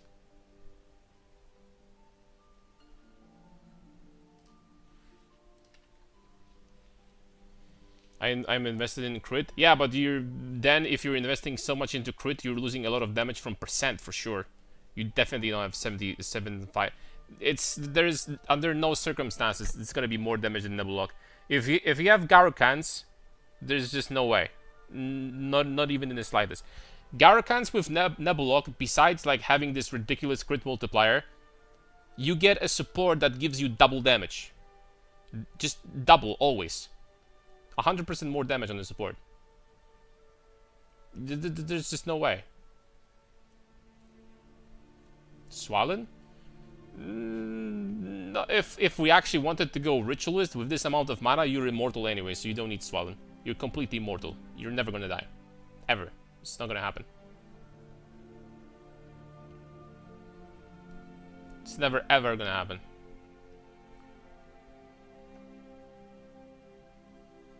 Dire Crown with Nebuloch? Dire Crown? Mean Crown of Ice? Yes. Crown of Ice for percent damage. Nebuloch for perma crits.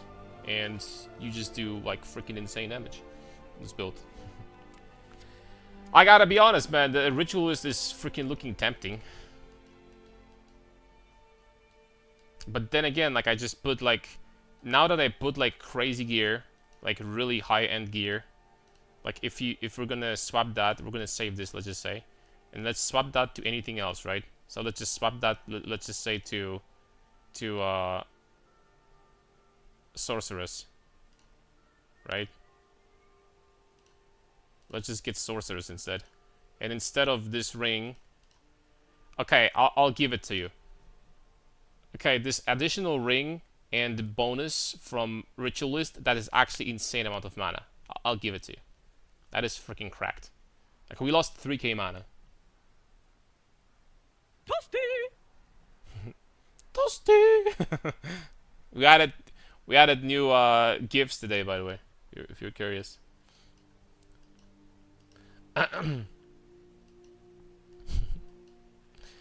But yeah, and this is also without changing the passive tree at all. But Ritualist in comparison, Infernalist in comparison is boom. It's 50% more than. It's 50% more damage here, boom. Then she gets defense here, boom. Then she gets defense here, boom. And then she gets Ancestor Cry permanently, boom. Actually, really big Ignite too, by the way. For clear skin, for free. Which is completely irrelevant, by the way, because you don't need that. Sub-Zero wins flawless victory.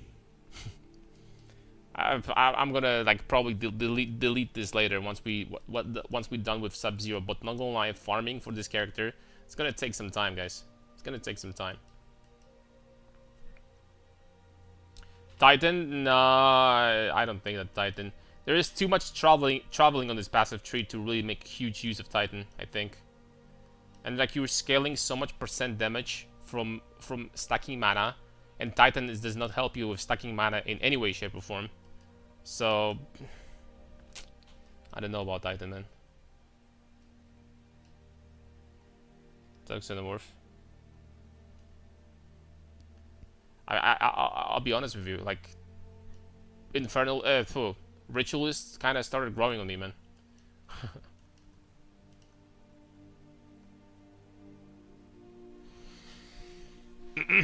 Is there like... Okay, also Warrior Invictus, good point from before. Let's compare it. Let's go back to... Hold up. Let's go back to... I think we should have her here. There we go, 11.3 thousand. Holy smokes.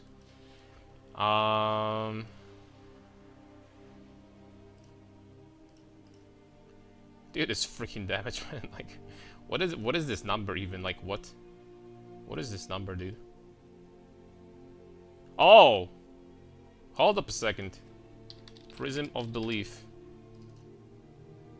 +3 Sunder. +3 Sunder, boom.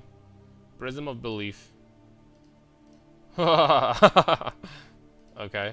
Actually, just for funsies, let's do like the highest damage setup possible. So Aftershock, Branching Fissure is gone. Medved's like... whatever, just keep it. I mean, it's attack speed, so it doesn't do anything.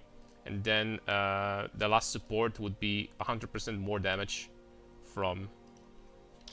100% more damage from Garukan. So we're looking at about 20 million Sunder damage right now from a single hit. That's decent. It's possible that I'm missing something.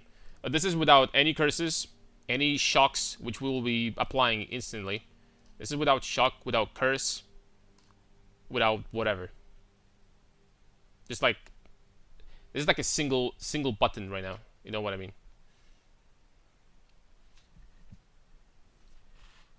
Single button hit. Well, that's freaking disgusting.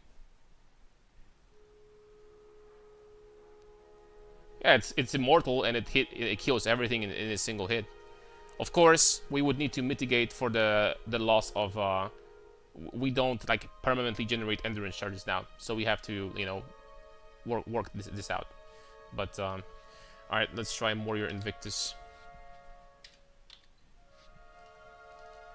Warrior Invictus, 5 sockets, and we're doing mana, I guess all attributes. This would be useful.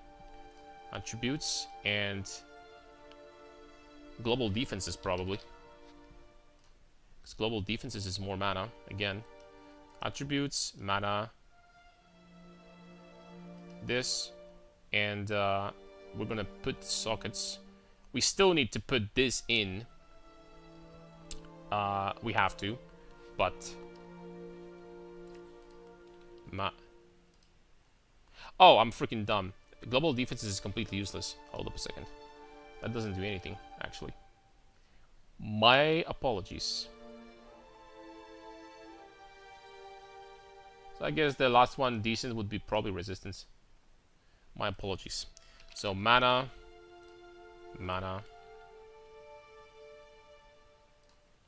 mana, and mana.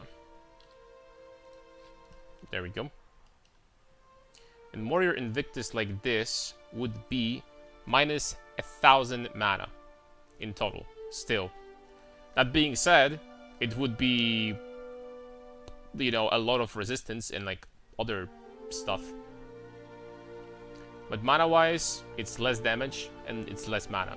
So less damage and less tankiness.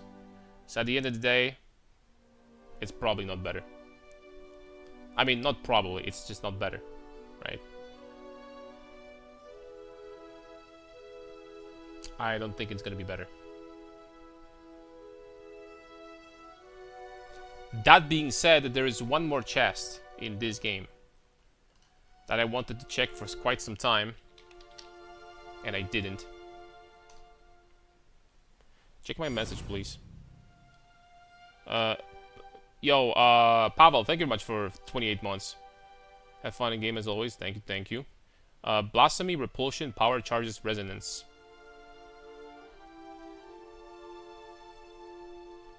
Infinite Endurance. Check my message, please. Do I have Repulsion still here? I don't.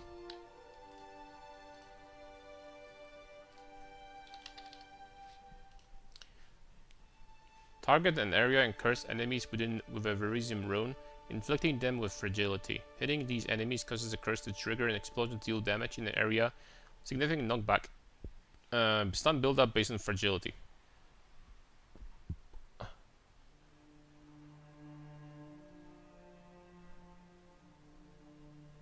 How would this generate charges, though?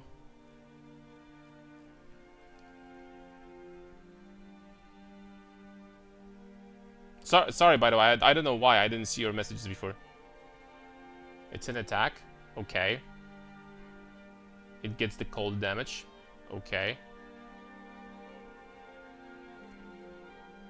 Can I get power charges on, like, I don't know, shattering enemies or something?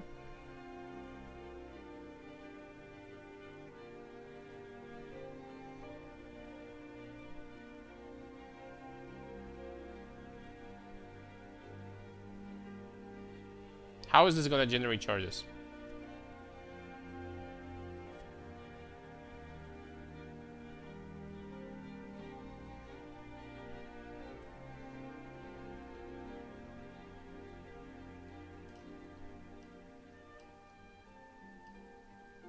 Culmination, unique lineage support.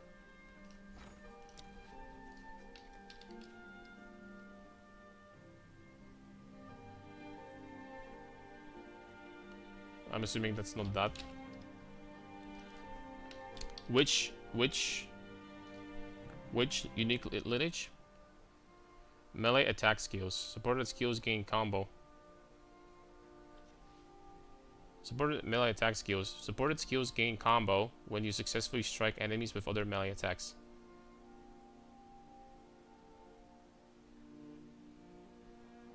I don't get it.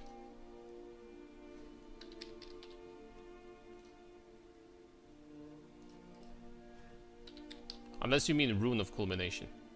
Unless you mean this. No, I don't get it. Monks love this tech, but what tech? what is the unique lineage support we're talking about?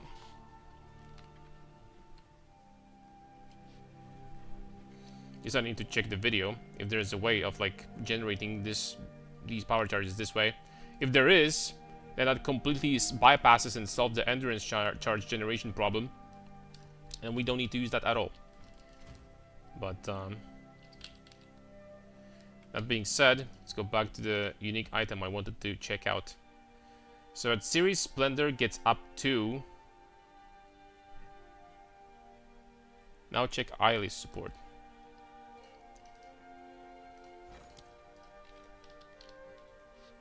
Eyelid Chimes.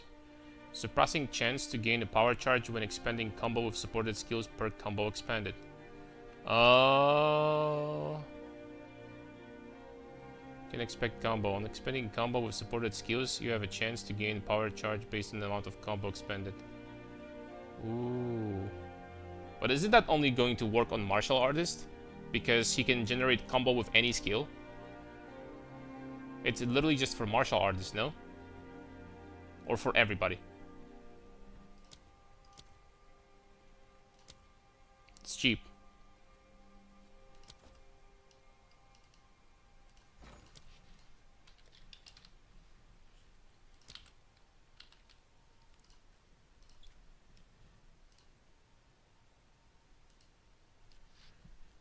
Melee attack skills. Wait, hold on a second. So this blasphemy repulsion will generate combo with this support and then expand it immediately?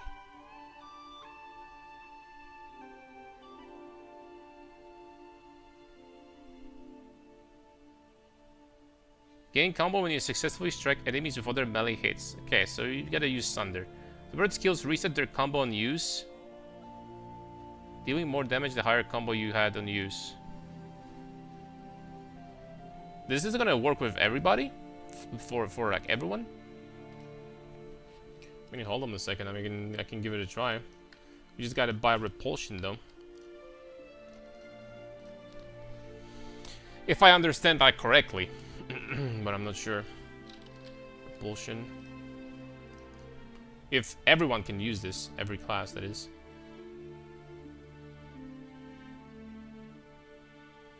Right. It's not gonna cost any ward because it's gonna be a curse now. So that's nice. That being said, enemies would have to be like close to you. Relatively.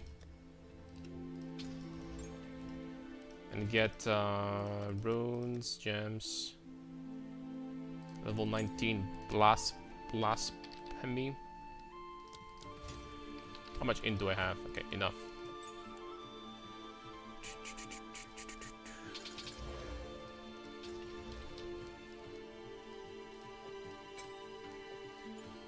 Obviously, we would need to drop these two, but that's fine. Blasphemy.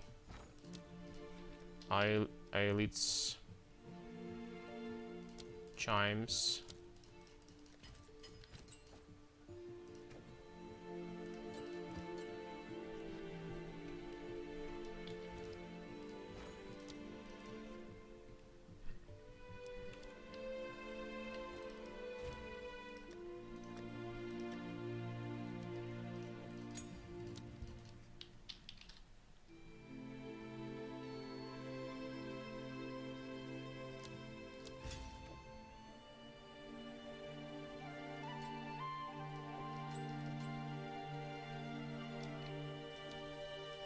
And what, I would need to put it on Sunder or something?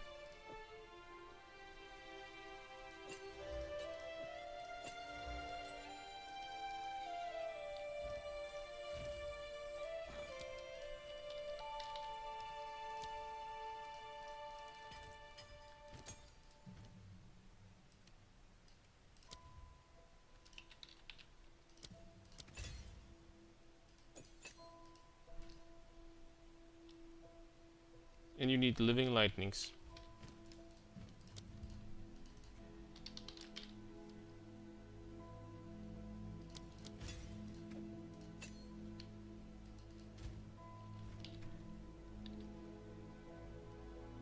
Mm-hmm. And I guess I can just remove that now.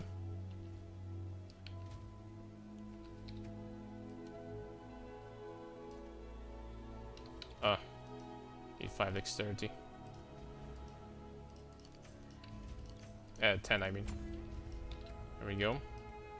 So area, living lightning. Can I put even more area?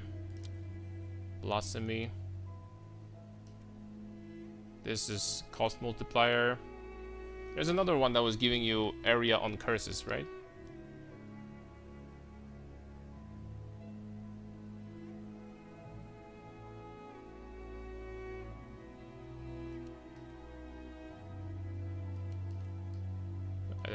I don't remember.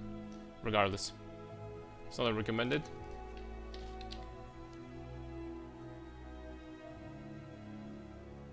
Okay, there we go. Ritualistic curse. Alright, that's a lot of area. It's like 100% almost. Okay, let's jump into a map and see.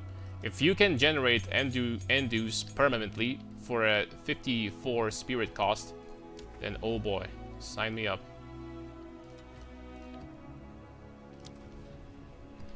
Sign me up because that sounds interesting. Okay, this thing is going to generate combo now.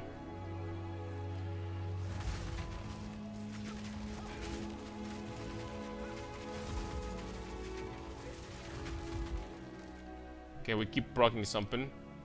Eyeless repulsion. I don't know what you mean. I cannot put these two inside repulsion. What? For some reason now I can? Why I couldn't do it earlier?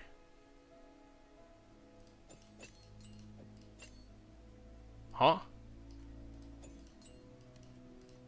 Why I couldn't do it earlier? What? Okay, let's get it into a 6th link actually. Order matters. That's how it works. But I tried the other one too, I think. Unless I'm freaking delusional.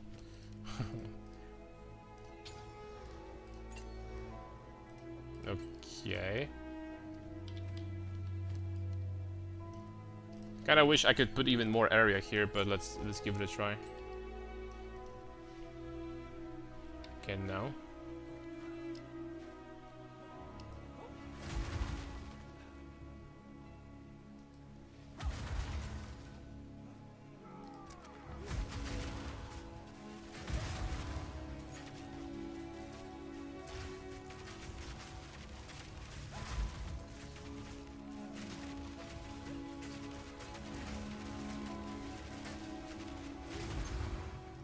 We're not generating anything for sure.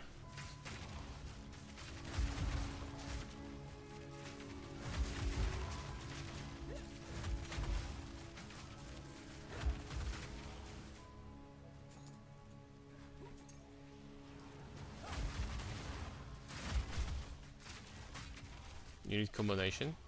Yeah. I have it.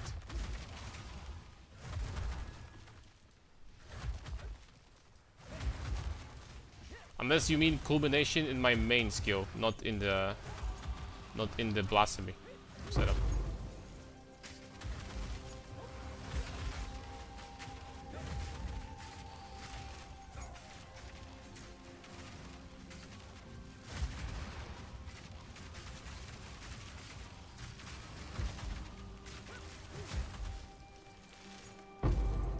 I don't know. You guys. I mean, it's gotta work, but we're doing something wrong. I'm trying to figure out what. I'm just doing something wrong.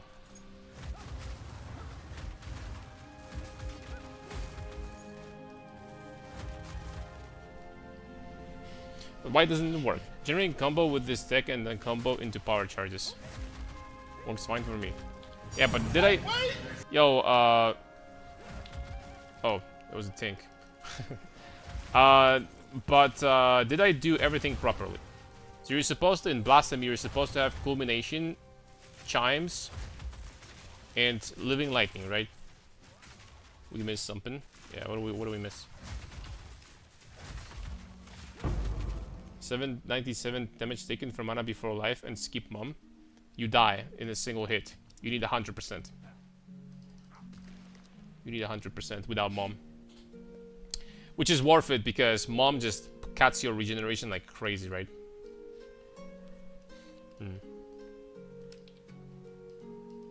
So you're not supposed to use something on your main skill. Literally just here, right? And you're gonna be generating charges.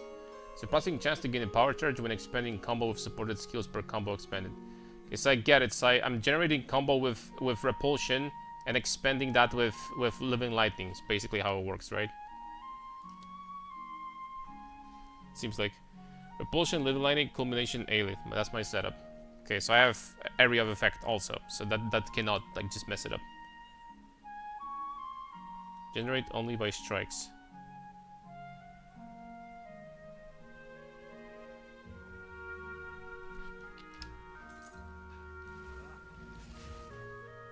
But then you would need to put something else somewhere here, right? I'm just gonna watch a video, guys.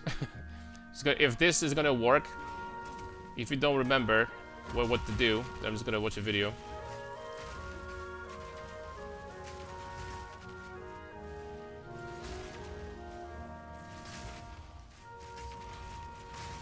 Hold up, we're getting something. We were getting charges for a little bit. It works on martial artists, but it's very clunky. People are probably doing that to have endurance, permanent power charges for flicker, right?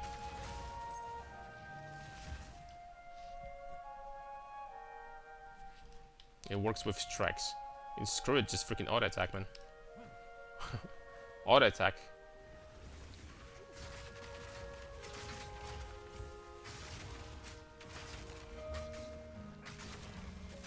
Okay, we're getting something.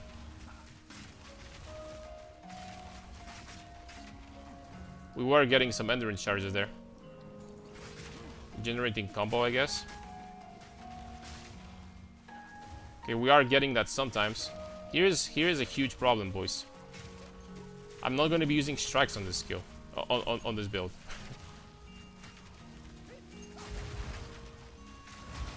We're not going to do that.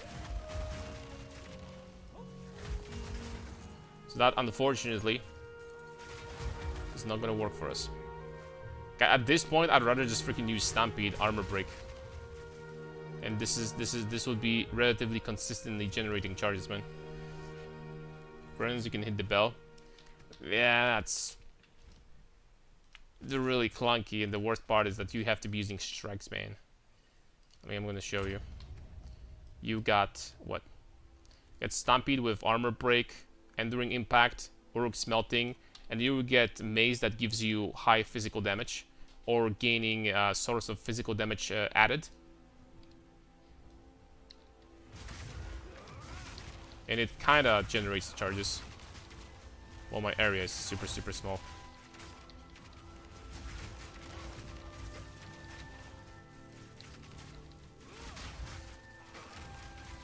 Holy smokes, why am I getting stuck so hard?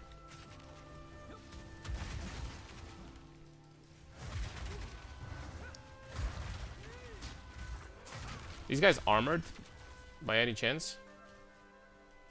I don't know why I'm not generating them now. I was generating endurance charges very nicely before. By just breaking their armor.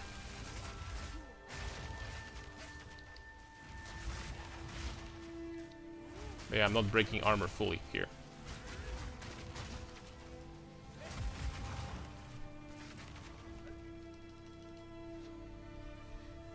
Read description of Hollow Focus.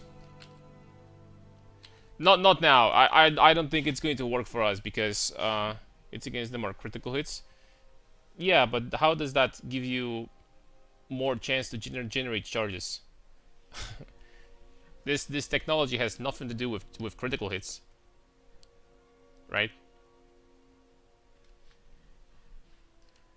crits don't improve your odds of getting more or something like that. Alright, let's check at series. Ooh, damn. Yo. I'm going to try to experiment like with like even better ways of getting charges. We'll see later.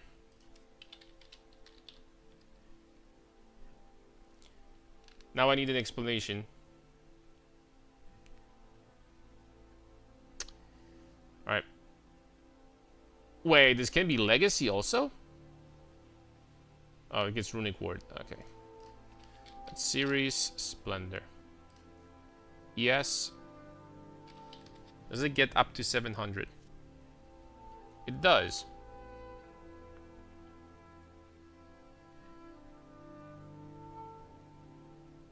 This mana stacker build can work well with monk?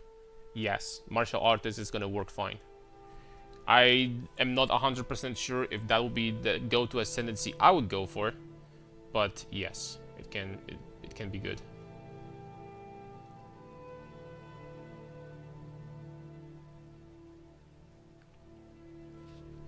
Okay, so at Series Splendor, if you're going to find one that gives you socketed as though it was boots, you can put 6 soul cores here to give yourself 18% mana. 18% mana. So this is basically as good as...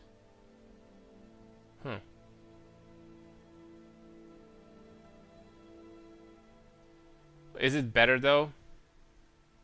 It's still not better than the rare chest, but it gets really, really close though. Like really close.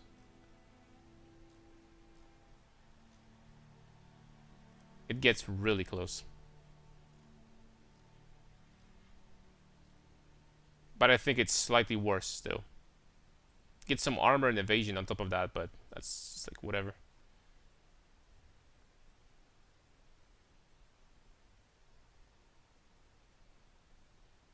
That being said,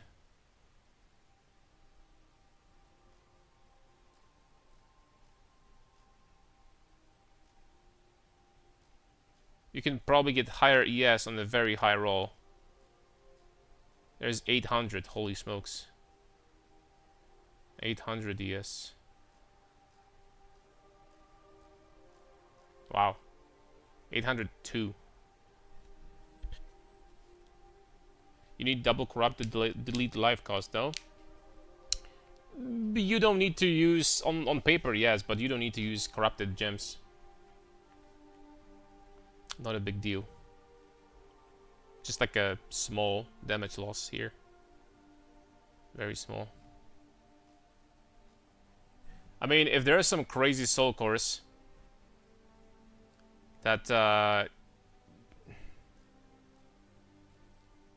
there are in like boots or gloves or something like that. Because in helmet you get 3% mana, which is great.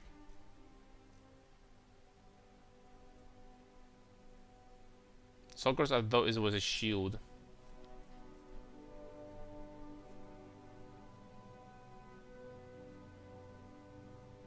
Yo, by the way, also for pure mana stacking, what is this shield that gives you like 666% increased effect of soul cores in it?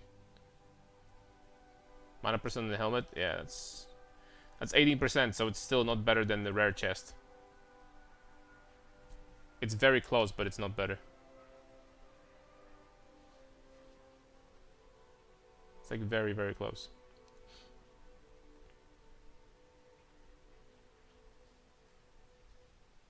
I need to see the list of soul cores. Soul cores.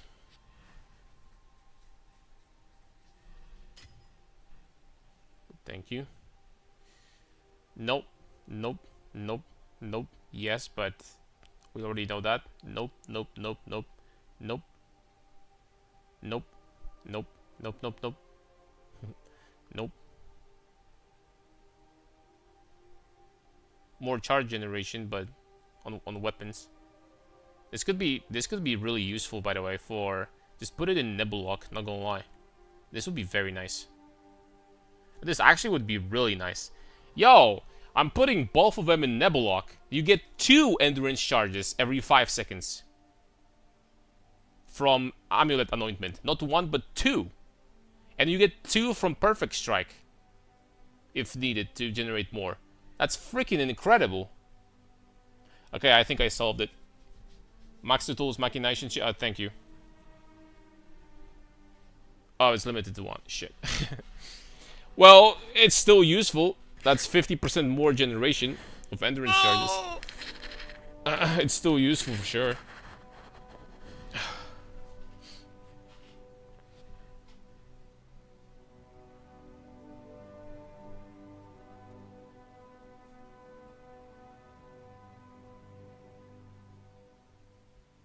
Okay, other than that, there's nothing good in there. Well, these are also soul cores.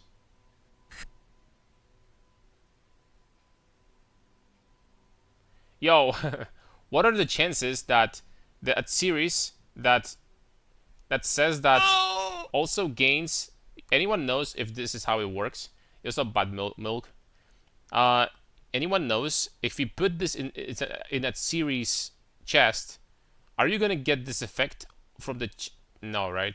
You're not gonna get that. I don't think.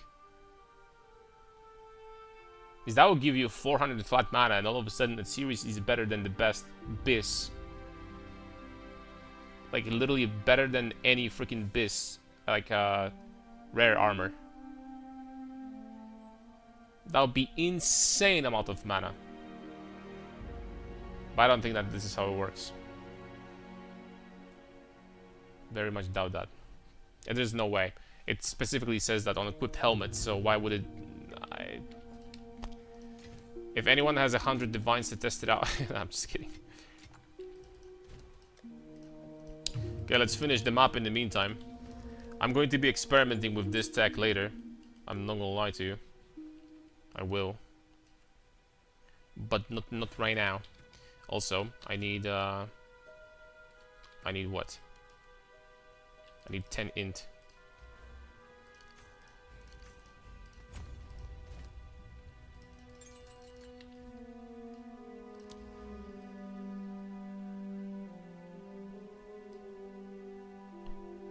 Oh.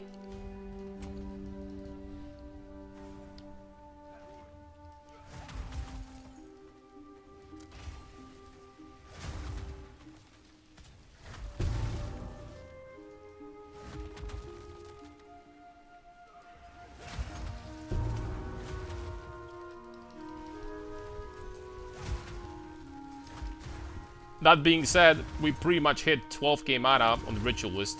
And that's freaking busted.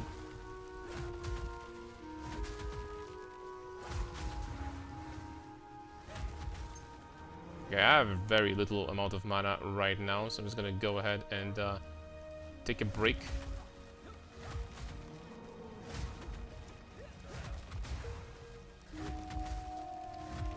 Kill this dude from the distance. Sorry to disturb you, I followed your guide for running combat, but I have a problem. I've locked my weapons to use them in both sets. I've assigned Armor Breaker with Berserker Weapon Center to sustain a guide, but the game does not let me use any of these two spells, saying I need to be weapon set 2. Did you lock both weapons? This one and this one? That might fix your issue.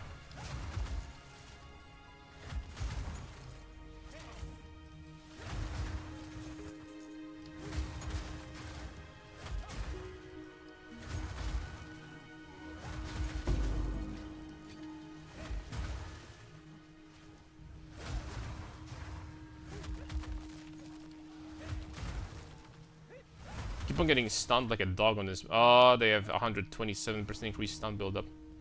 Fair enough. Can you do all content with this build?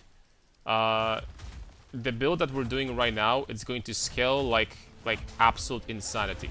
Very high gear, very high end up gear, like 200% delirium is going to feel like a cakewalk for this build. The hardest content in the game is going to be a joke. At the very, very high-end investment. Right now, I'm basically experimenting and, like, you know, just you know, this is not like the, you know what I mean, what this build is gonna look like. Just trying to get the feel of it. Long story short, late game, yes.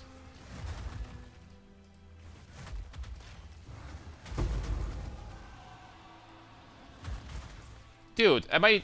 Oh, it was not selected all this time. I'm like, why am I struggling with mana so hard in this map? I have remnants, damn it.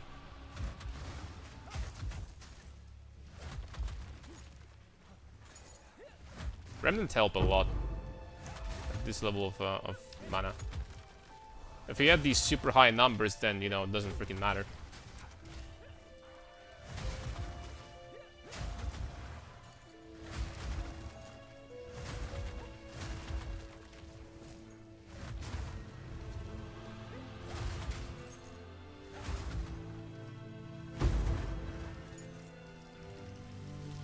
Cool thing about this when you're farming a Mumu Abyss is that when they walk out of the freaking pit, they die instantly before they can like use the fog ability, like most of them at least. So you don't have to, you know, worry about that. You can just farm Abyss faster, I guess. It's a bonus for sure.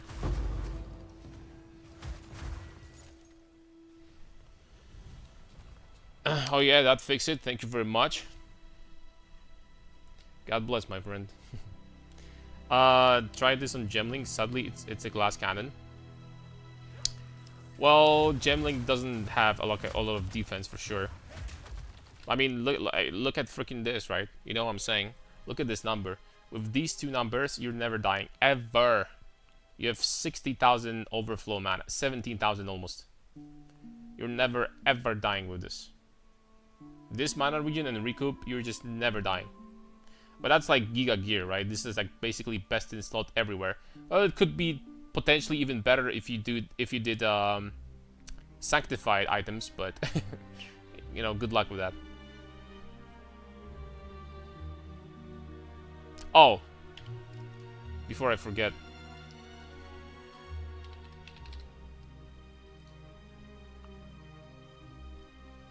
Okay, it's only Soul Cores. Forget about that.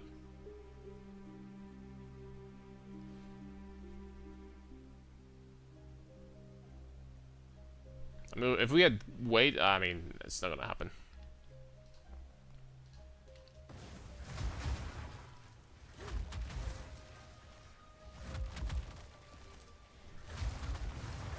This build needs high investment to start? Yes, otherwise it's gonna feel bad. And the core items are going to be relatively, well, I wouldn't recommend it on very low budgets. I'm just gonna put it this way. But looking at POB, this build is gonna scale harder than almost anything in this game. Slash anything in this game. Like, actually. The numbers just look freaking astronomically insane. Both defense and offense. On a very, very high investment.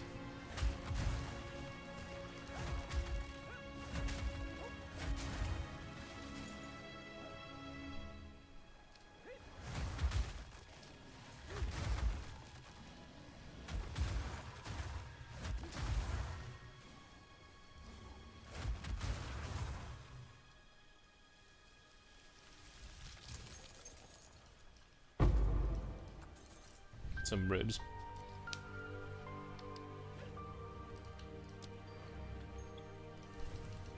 All right, let's keep on going. All right, guys, what do you think? Is there any possibility that when you use at series splendors, hold up a second. I'm gonna use good old freaking Google. Maybe Google's gonna help me out. PoE to at series city splendor with Jikwani status.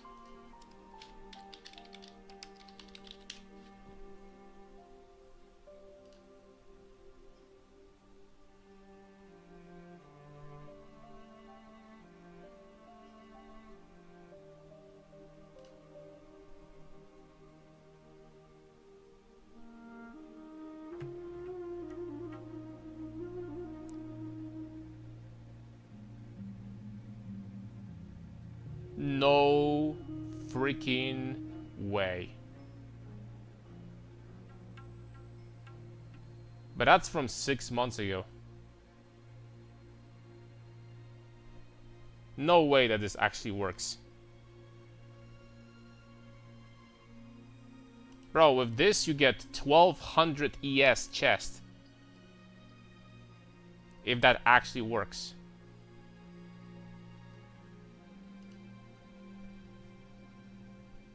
No way.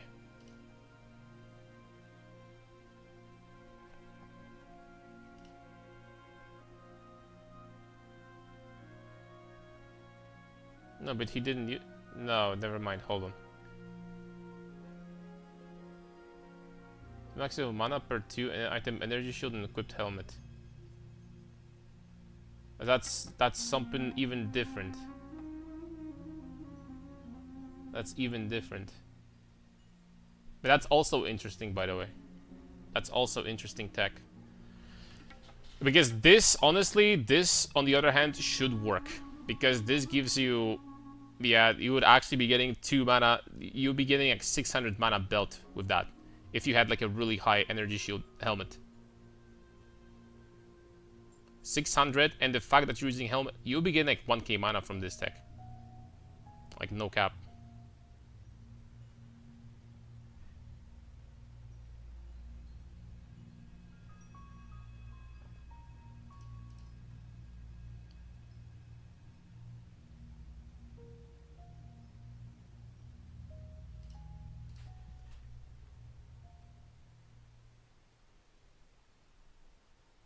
Okay, with that series Splendor, it doesn't work. But it seems like it does work with Darkness Enthroned.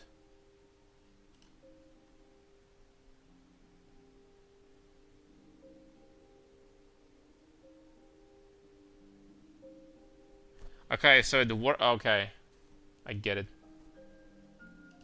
All right, hold on a second. How much damage would I lose if I lost Crown of Ice now? I mean, we're sitting at 18.5 million. Oof. That's painful. That's painful, but we could drop a lot of nodes that give us spell damage. Because all of a sudden they're useless. Like these, for example, we could drop a lot of nodes. Like, get this instead. So the damage would be, like, doable to, like, get back to, like, decent amount of damage. Drop this also. We could get back to like decent amount of damage. I mean, it's still 7.7 million Sunder. You know what I mean? And then helmet. Helmet. Energy shield. Ancestor tiara. 2 sockets.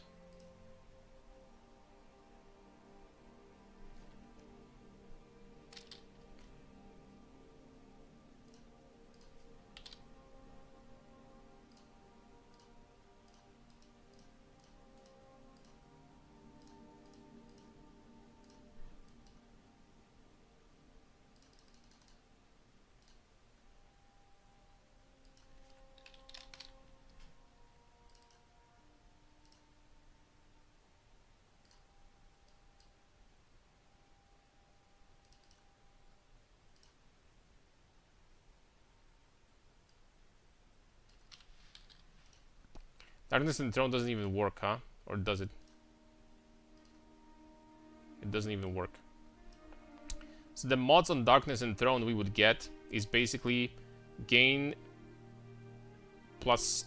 It would be plus 642 energy shield.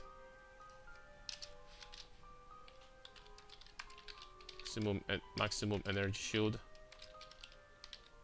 And 6% increased maximum mana. I mean, that would put us at 12.7 thousand mana, which would be 20,000 with overflow. But at the gargantuan damage loss, at this point, it's not worth it. There's no way.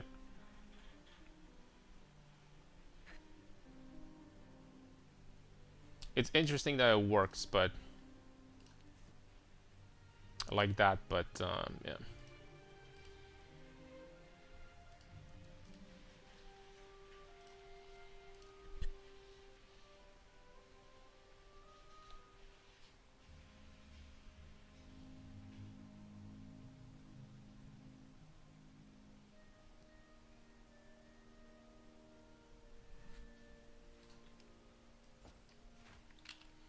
That being said, that is more or less the amount of mana that we would get on something like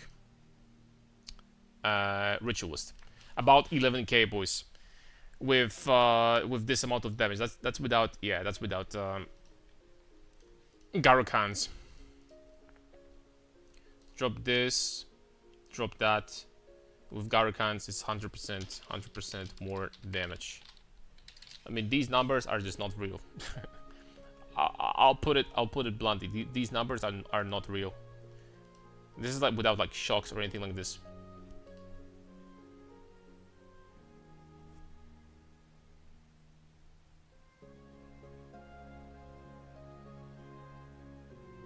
Oh, and without jewels, also.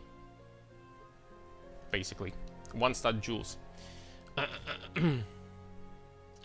Alright, boys.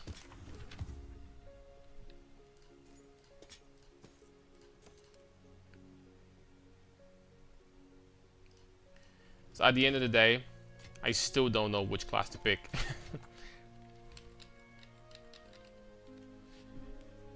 I still don't know. Like, having this amount of mana on the Ritualist is just freaking tempting as hell, man. It really is. It really is. Do it. Do it. Make your dreams come true. That's one option, and the other option is Sorceress, Connect Path. No. Witch, Infernalist. Drop these. Infernalist. Boom. I mean, Infernalist. Like, I'll be honest with you. Like, I'll be honest with you. Like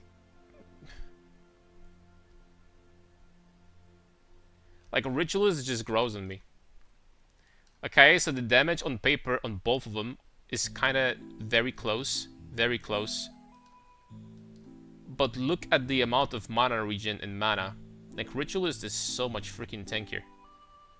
Okay, this guy is still gonna have more. A little bit more.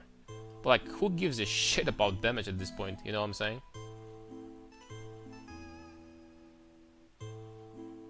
And these are not even, like, Biz rings.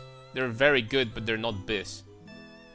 You could get a ridiculous prefix with, like, spell damage or something even better.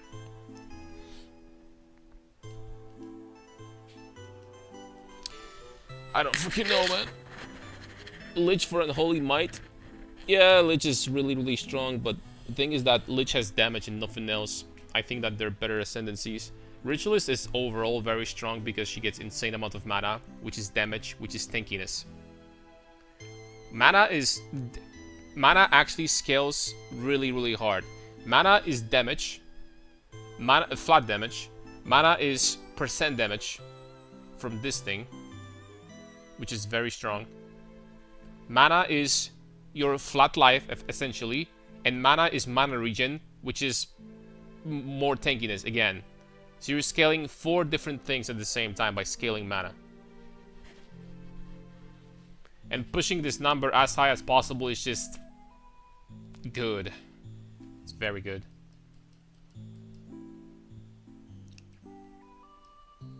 But for Ritualist to work, you need to have insane rings. Here's the thing. Even if you wanted to do this tech without this crazy chest piece, right? With the previous one, which is like, what? 200 ES, something like that, right? Energy shield.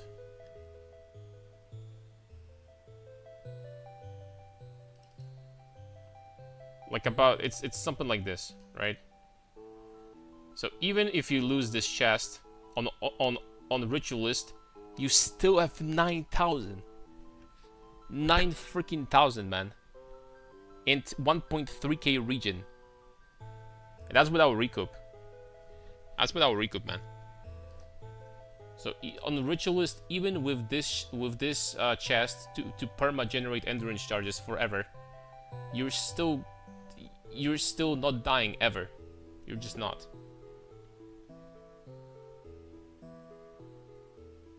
Holy smokes, man. It would be still better to have something like that though. That's 27% more damage. You know?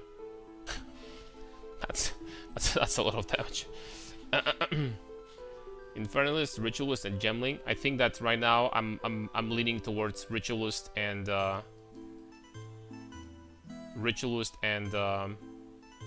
and I guess Ritualist also gets like a random Headhunter buff for like 2.5 minutes. This could be useful, maybe. But right now I'm leaning towards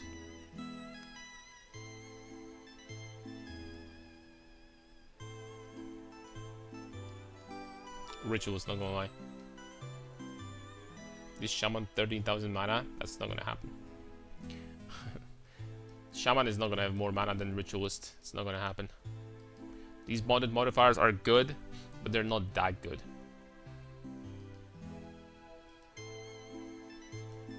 This guy, no. Not gonna happen.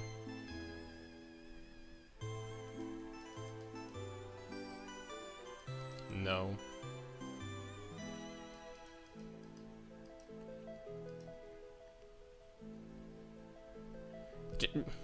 Gemling is cool in a way that he's interesting. He's freaking interesting. Gets crazy speed on Sunder. It gets some bonuses. Gets Rage from Berserk. Gets Mana Regen from Mana Remnants. Gets whatever, right? Gets a lot of cool stuff. Gets a lot of Mana Regeneration from this. Less mana cost and crit immunity. Rituals might be just best overall.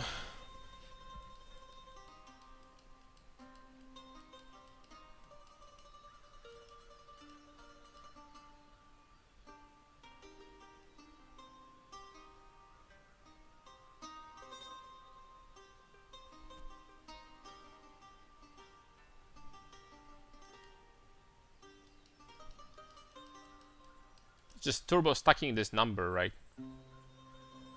But the Ritualist from all of these is going to be the most boring to play. Because she doesn't have anything extra. She doesn't have like hulking form that you're gonna start stacking some crazy area or something like that. She doesn't have like, you know, something else. She's just like, she gets crazy high number over here and that's it. That's her gimmick. She just gets a crazy high number over here and that's it. Like with this amount of mana, honestly, and mana recoup, you don't even need this. You don't even need to overflow that. Look what happened to my mana. I have 3.1 thousand mana regen. And that's with 1 stat jewels. One stat jewels. Wait! Yeah. You don't even need this. There is no boss in this game that's gonna hit you for 11,000 and it's gonna go through this region. And also no monsters in the game that's gonna go through this region. It's just not possible. Like, you can be doing AFK Simulacrum with this amount of mana regeneration. Like, AFK straight up. They're not gonna kill you. It's not gonna happen. With Recoup on top of that, forget about it. Never gonna happen. Never gonna kill you. Ever.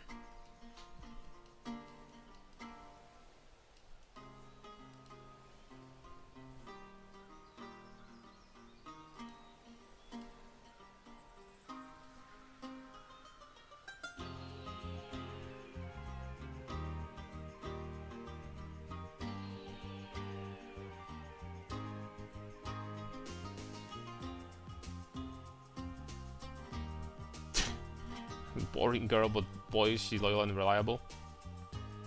So macro nerf to the ground. Anyone nearly can do AFK now. Yeah, I mean, you know what I mean, right? How can we get some attack speed, quality of life? Attack speed? We're gonna use split personality and start in the monk area. That's like 30% attack speed here. That's gonna fix the problem pretty easily, I think. There's attack speed over here too. Very good notes over there. Oh, and this cluster over here is also only 1 stat. So there is more damage to be had here. Also. 1 socket Nebuloch. No Prism of Belief. Oh, this is only 7 to 11 damage per mana. Also. both of them.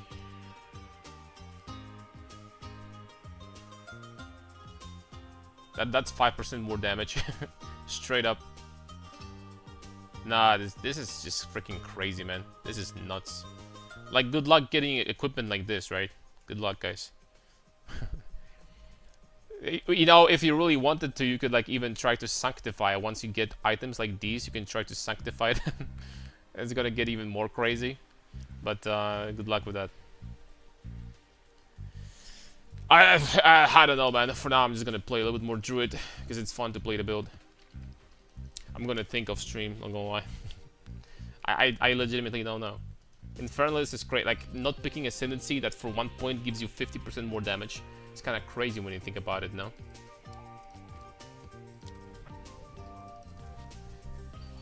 But like Ritualist still with these numbers. I don't have currency to get a gear like this though. Like, is a gear like that even available in the market? Let's try Ring, shall we? Let's try Ring like that. Maximum mana. We could try to craft ourselves too, but maximum mana 8. Mana. Oh! Like 2, 4, 4 mana regen.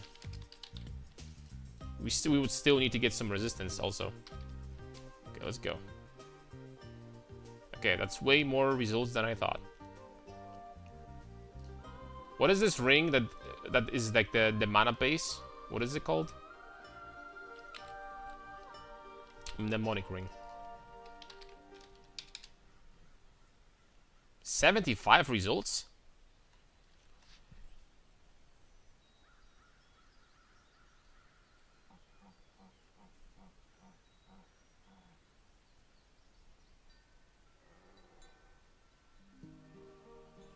Bro, this one is almost better than the one that I have in POB. What the hell? Alright, take it back. Rings are not that bad. I take it back, boys.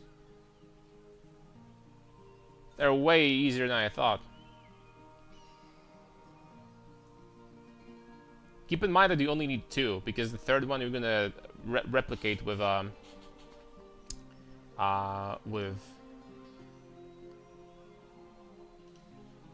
what do you call it?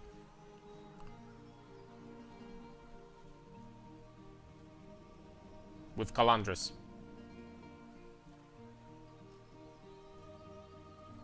Dude, if these guys are selling these for that much, that means that they're probably pretty easy to craft. I might actually do a freaking crafting session. What would we need to do to craft a ring like this? Drop, first of all, fracture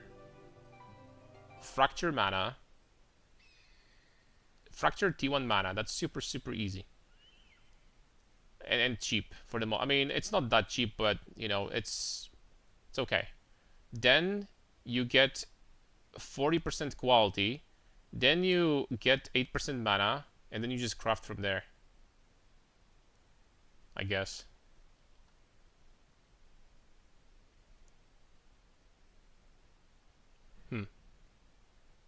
Stun ailment problem.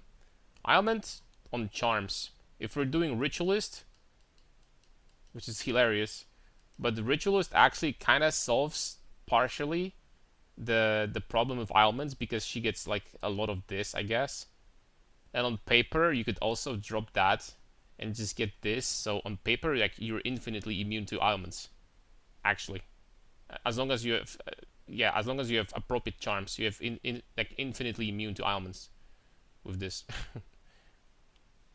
And then you can get like stun immunity on one charm, freeze immunity on second charm, and then for chill immunity, you allocate this or get that from Megalomaniac, and you're done. Ignite with this amount of mana regen is a joke. Same for poison. They don't do anything. And then shock, who freaking cares? You're immortal anyway. And that's it. I can't believe I'm saying that this actually could be relatively useful, because realistically it's really not. Because you have a lot of slots, charm slots for stun immunity charm and slow immunity charm. Or like freeze also. So this is not even mandatory, but I guess you just get more charges gained, so I don't freaking know, man.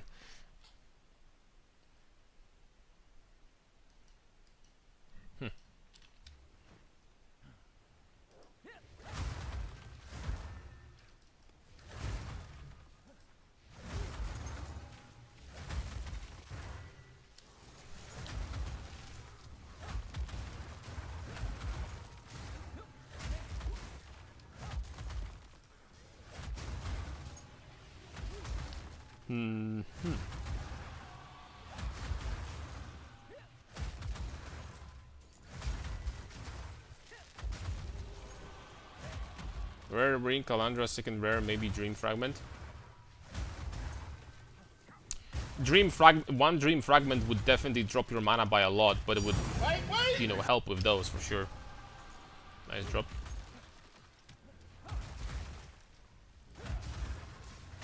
That would definitely help.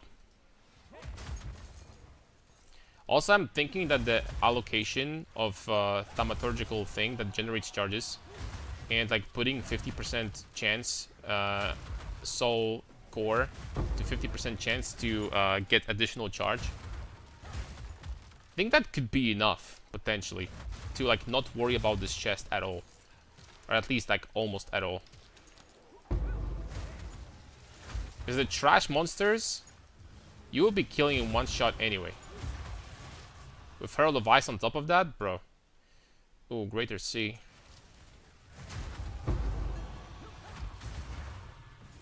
With this, no problem.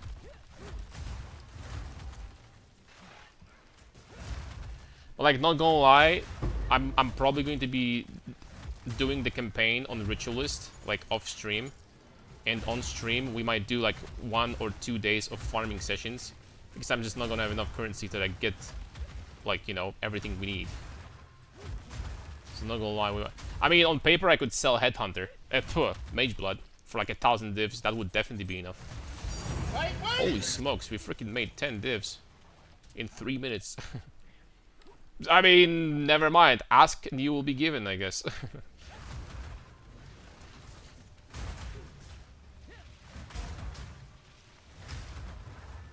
Dude, what's going on? Why am I teleporting back to the monsters? Leave me alone, bastards.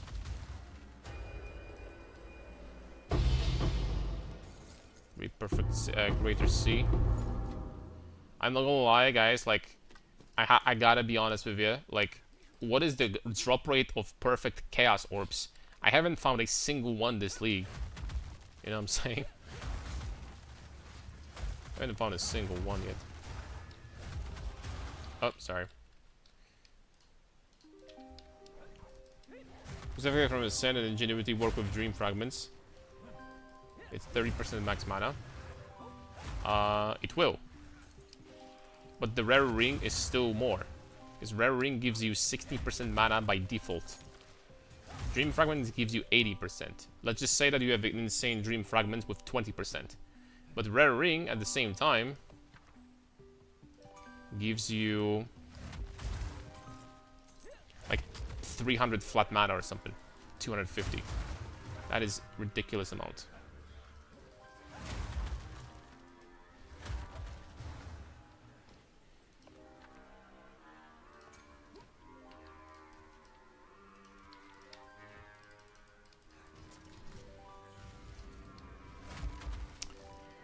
I got 4. Holy smokes. Lucky bastard in the chat. I got like one perfect Exalt this league, or maybe 2. And 0 perfect Chaos. So long story short, not too many.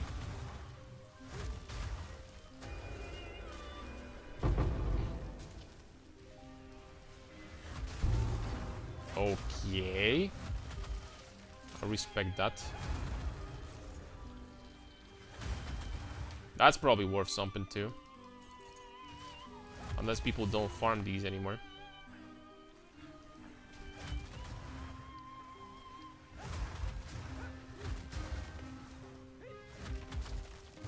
Increasing the area on the Sunder further would definitely be mandatory later on. Because it's kind of like, you know, it's not horrible area, but it would be nice to have more. What supporters do I even have here? Branching, this is whatever. Crit multi, okay. Or like 3 divs. You're dropping divs like transmutes, not gonna lie. Man, if I actually focused on farming and we did like a 10-hour farming session, pretty sure we could make like enough currency for a mage blood.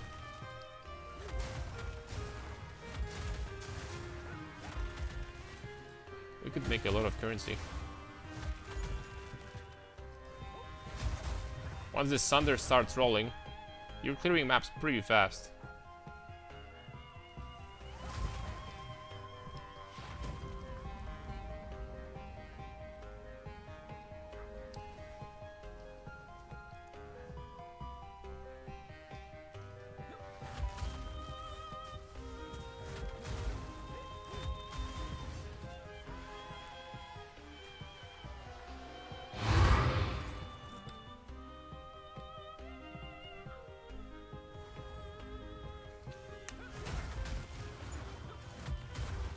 Just gotta be careful, the right positioning. Because we're not like, you know, armor stacking, so all of a sudden monsters don't do zero damage to us. Like in most of my builds. Yeah, I can't believe there's actually people out there saying that armor stacking is bad. That the armor is bad overall. What the hell, man? Like, you're pretty much on the life character, like you're putting 20 points into armor and it's very, very difficult to die at this point.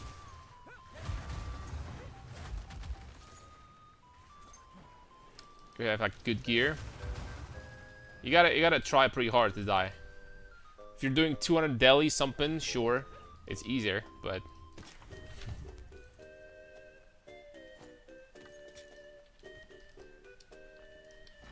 okay, how much for these bad boys? Good divine.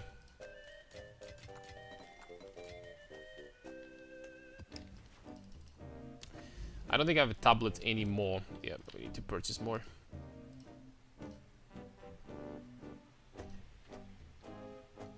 So no more Shaman for Sub-Zero? Yes, we'll be rolling into something else. I mean, like, Shaman is not horrible, but like compared to Ritualist that gets like 3000 mana extra, Shaman is not looking that impressive. The worst part about Shaman is that when it comes to mana stacking, you kind of need to put like conversion to intelligence requirements on this mace. And here, sure, you could get like 10% mana, but like he still gets so much less mana. And at this point, since you still like 2000 mana less, the only thing that you get is like the rage generation with some rage and the damage reduction. And this does not make up for how much mana Ritualist gets, or even how much damage this guy gets. Like I'd rather get Infernalist before Shaman. He's okay, but not the best ascendancy for this build. Probably even this guy will be better, because this guy gets a lot of mana from here, and he gets insanely busted gloves.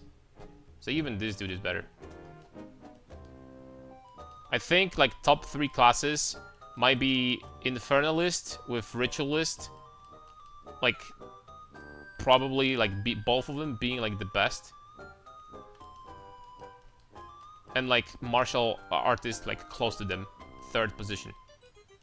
And after that, freaking I don't know. Like Shaman would be like number 4, number 5 or something like this. These nodes are just freaking insane. I mean, look at this. These two are 50% more damage. 50% more damage from the mana scaling. The only difference is that they also give you immortality. So it's 50% more damage and immortality at the same time. I mean, that's pretty freaking strong if I say so myself. And if you want to, you can get a Headhunter buff. It's not useless, I guess. They probably didn't make it useless, right? Oh, let's see. What buffs can we get from that? What is this called? At the Whisper's demand.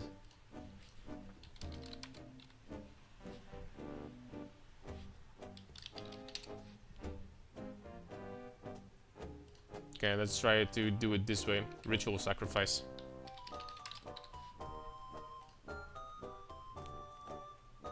User be directly on top of a monster corpse to sacrifice it. The animation sacrificing corpse lasts approximately 4 seconds. All the monster's modifier affixes will be stolen. Sacrificing another corpse will replace existing modifiers. I mean, it lasts for a very long time. It will last you the entire map. Monster modifiers do not stack with, I think, monster from Headhunter. So you steal all of them at the same time.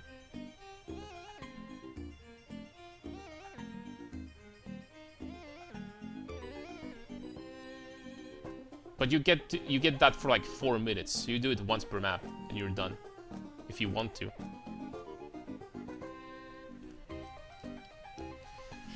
Well, if you're gonna steal like 3 or 4 mods from like a jacked rare monster, then... But like, doing it every single map... Freak me, man. Oh, we need tablets.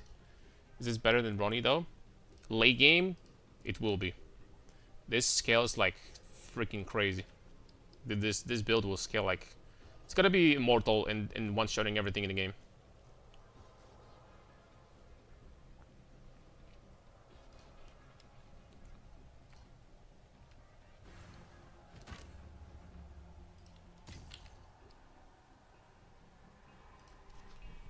With a very good gear.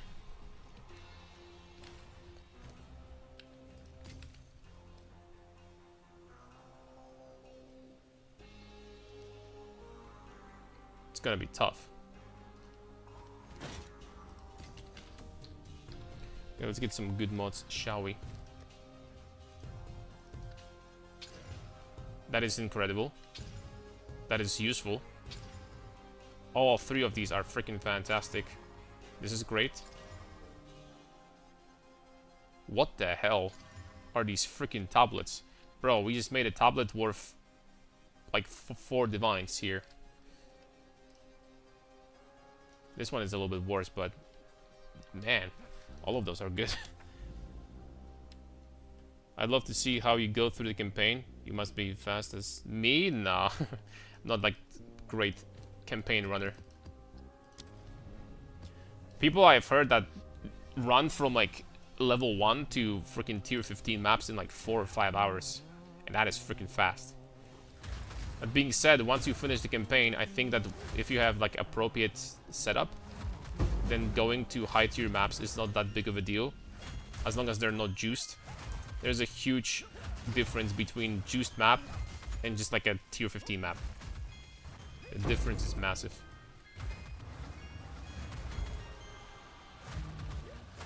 Oh no, don't die, okay. Pull him out of fog. What's up? Get over here, Amumu.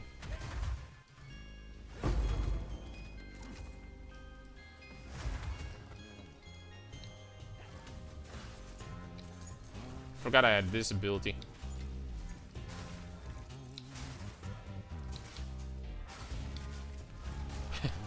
Still kind of working.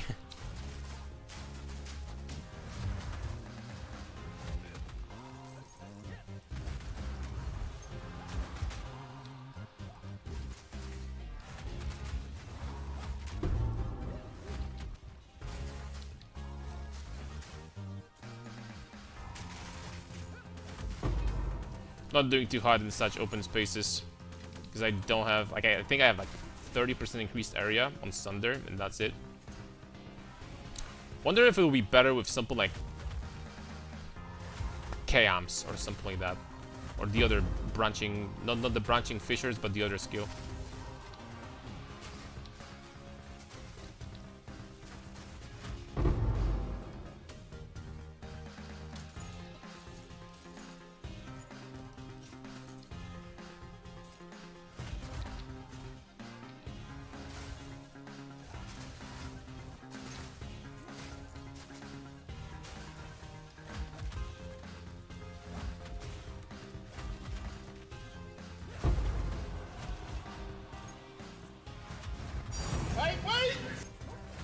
It looked like this guy was in the fog, but apparently not. They definitely made it, like, the hitbox for the fog very forgiving after the patch. So they can almost be sitting on top of the, you know, inside of the fog and still... Sometimes the loot bonus just goes through. Which is extremely nice.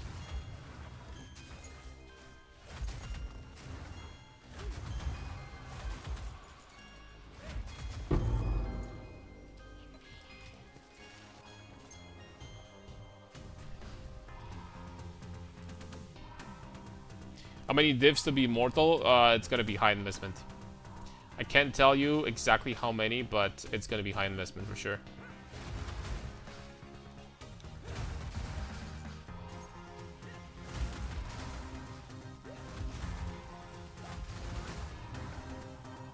No Mage Blood though. Good news.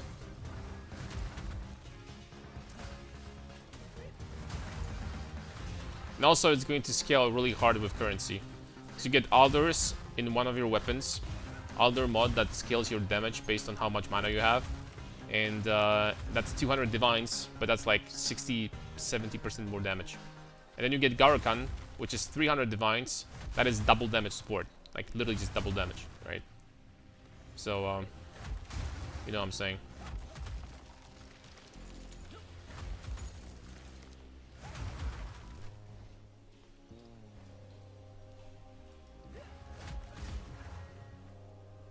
Hey, Thunder in PoE 2 actually feels good. If you're not attacking super slow, it does feel good to use in my opinion.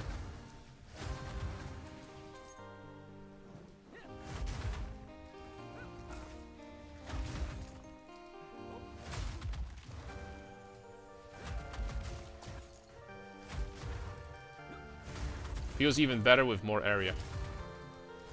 Thing is that area scales really nicely with a build like this, because by scaling area for attack damage at the same time you're scaling area for Herald of Vice. And that is freaking big.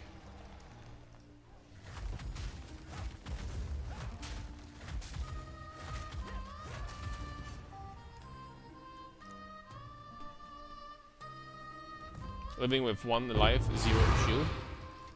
It's a skill that converts all the energy shield into mana, and then we take all of our damage from mana before life.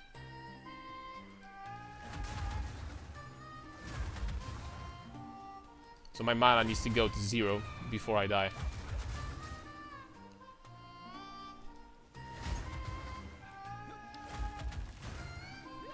How do you generate endurance charges now? By using this chest, like explained in the video I released. But with this chest and resonance, we are gaining, instead of power charges, we are permanently gaining endurance charges. This is an easy way of doing it. The other option you could do is thaumaturgical, whatever it was called, generates charges every 5 seconds, and then you just get that and get a soul core in one of your weapons that gives you 50% chance of getting additional charge when you gain a charge. And this, for the most part, should be enough, I think. Maybe with a little bit more to keep your to keep your charges like up, like very nicely. You can also keep on using Perfect Strike if that wouldn't be enough. And like when you use Perfect Strike, you generate a charge. So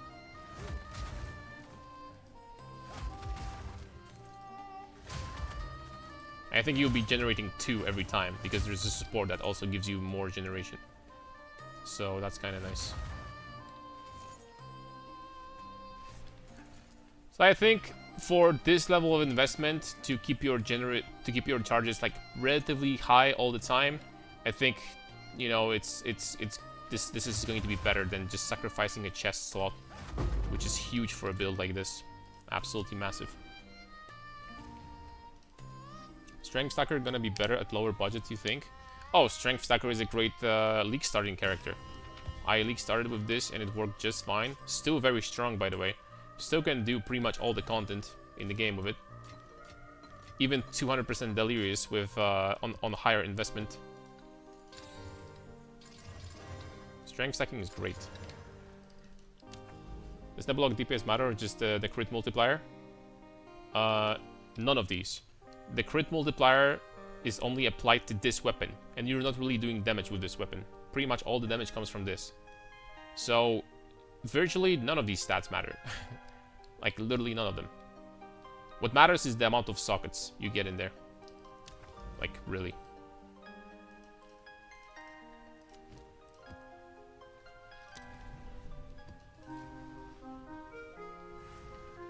This crit damage multiplier bonus is only applied to this guy, not to the weapon you're doing damage with.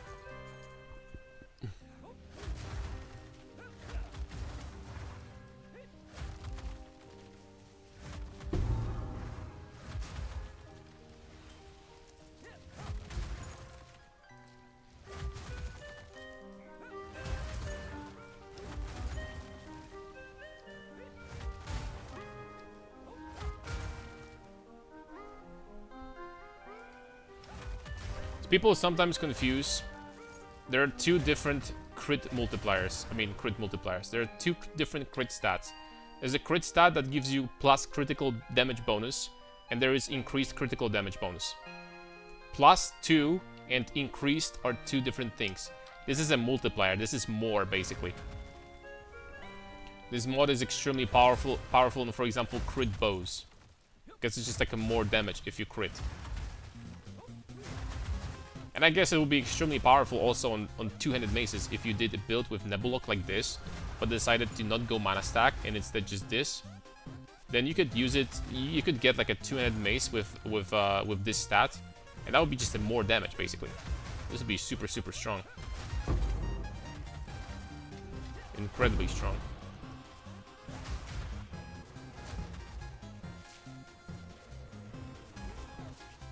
Get your ass over here, boy. He's not moving.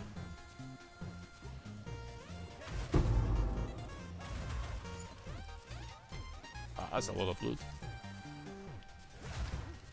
Nebuloch with Brutus. Can you go a little bit more in depth with that? Well, on paper, this could work if you wanted to. Just do one Brutus. Damn, I'm permanently low on mana on this map. I don't know why. You're just doing one Brutus.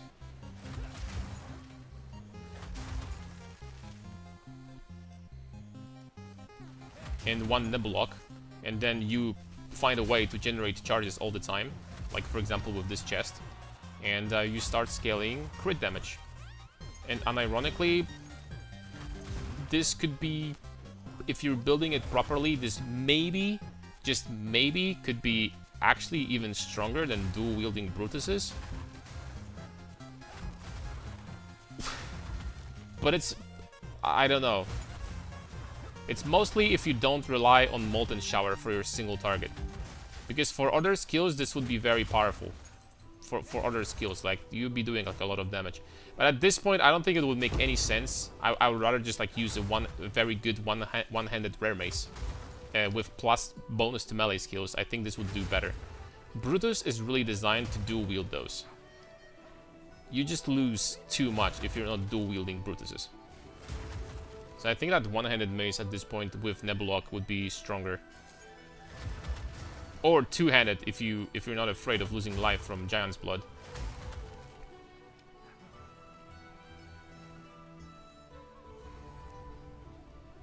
Chaos Madness vs Fissures is kind of better experience. It's way lower reach. I really like this one. Also, Chaos Madness makes you slower. This one doesn't. So it's, I guess, a matter of preference. All three of those Fissure skills could be used to a certain extent. And, you know, whichever you prefer to use is, like, up to you. Right?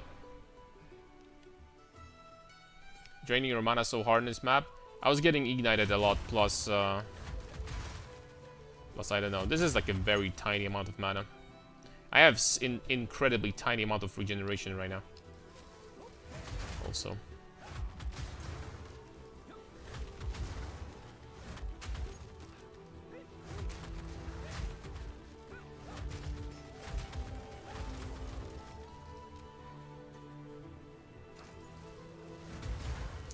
Bastard was blocking with his shield, man. Shield's OP. Nerf, GG.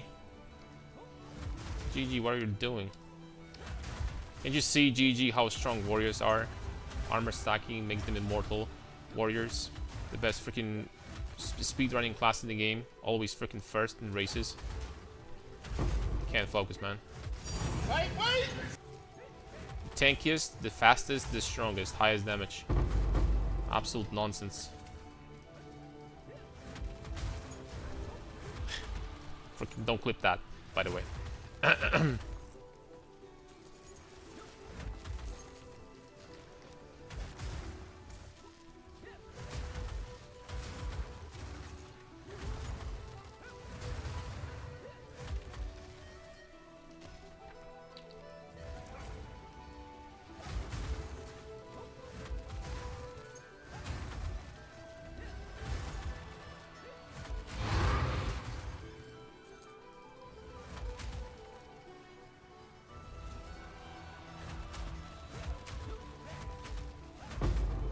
Man, how long do these guys get immune to damage for?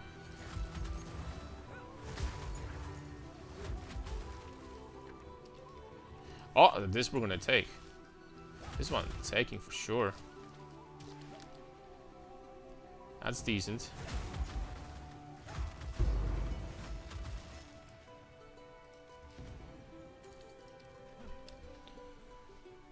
Since armor got kind of buffed, Arbiter tanking kind of should be easier. Yeah, at this point, with the tools that we have right now, and especially the improved formula for defense, you can get basically like 95% you can get deflect. If you're stacking armor and you use Shangon boots, you basically deflect capped. You get massive deflect. And with more armor options that we have now, like bro, like in the showcase I was doing in 0.3, like the meteors were already doing like 1,000 damage to me. 1,000 damage per meteor.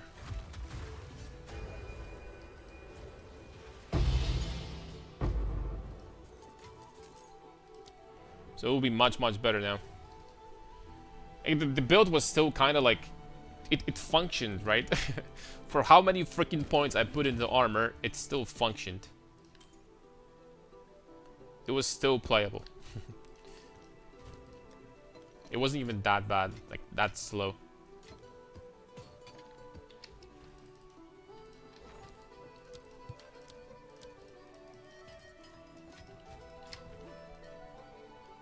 Back to doing your build, have some issue with damage. Don't know what I'm doing wrong.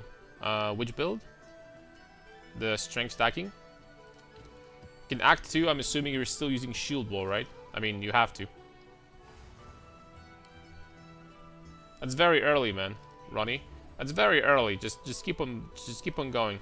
Make sure that when you're using shield wall, like by far, really the only stat that you give a crap about is armor on your shield. That's how you gain That's how you gain damage. If you get high armor in your shield, you're gonna start doing a lot of damage with shield wall. This skill hits really freaking hard.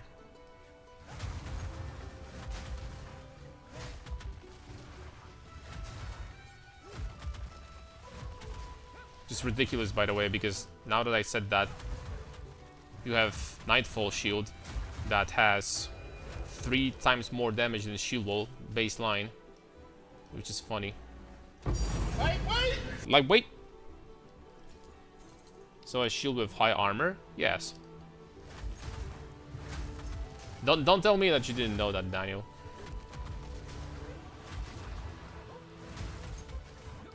Don't tell me, friends.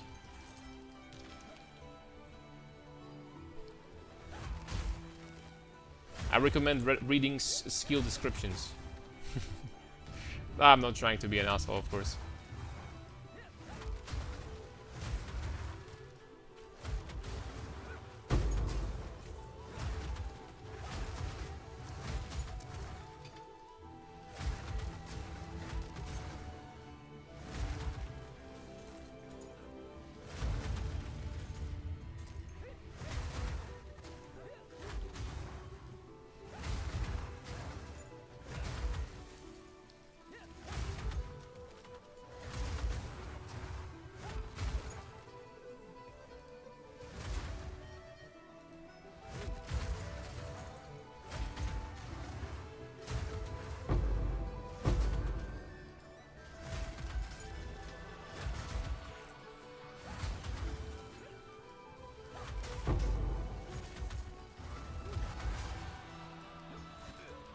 Uh-oh. Okay, we're fine. Not tanky enough to jump in 10,000 monsters.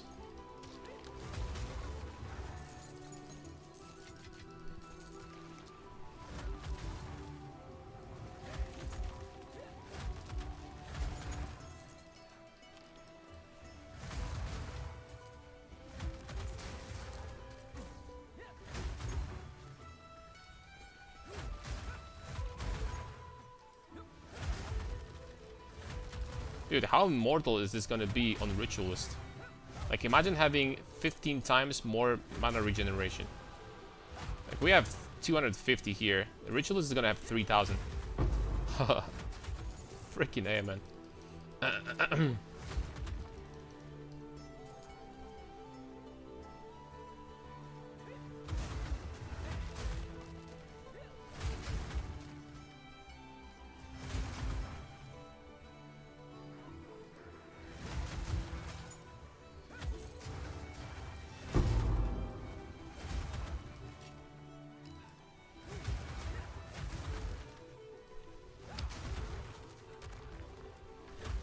Oh, the highest armor on the shield for sale right now is only 2,078 only.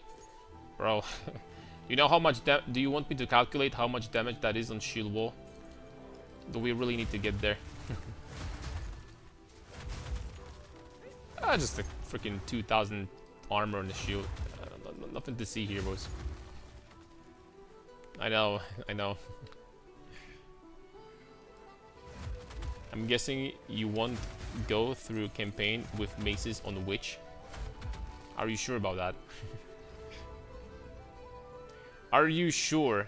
It's not gonna be Witch though, it's gonna be... I can play with Spears. It's going to be Ritualist, so... It's gonna be a Ritualist instead.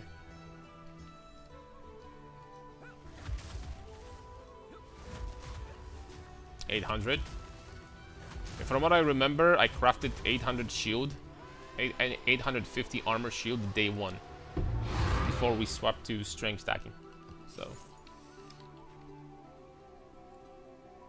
on the league start, so easy to get 1,000 now. It's good that they nerfed shield wall, like, unironically. This would be like you either play shield wall or you feel like a jackass. Because it would be just doing like so much more damage than anything else on Warrior. It's good that they nerfed it.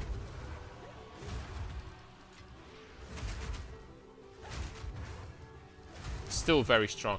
I mean, look, for the baseline difficulty that we have in this game, I don't mind things like dying instantly.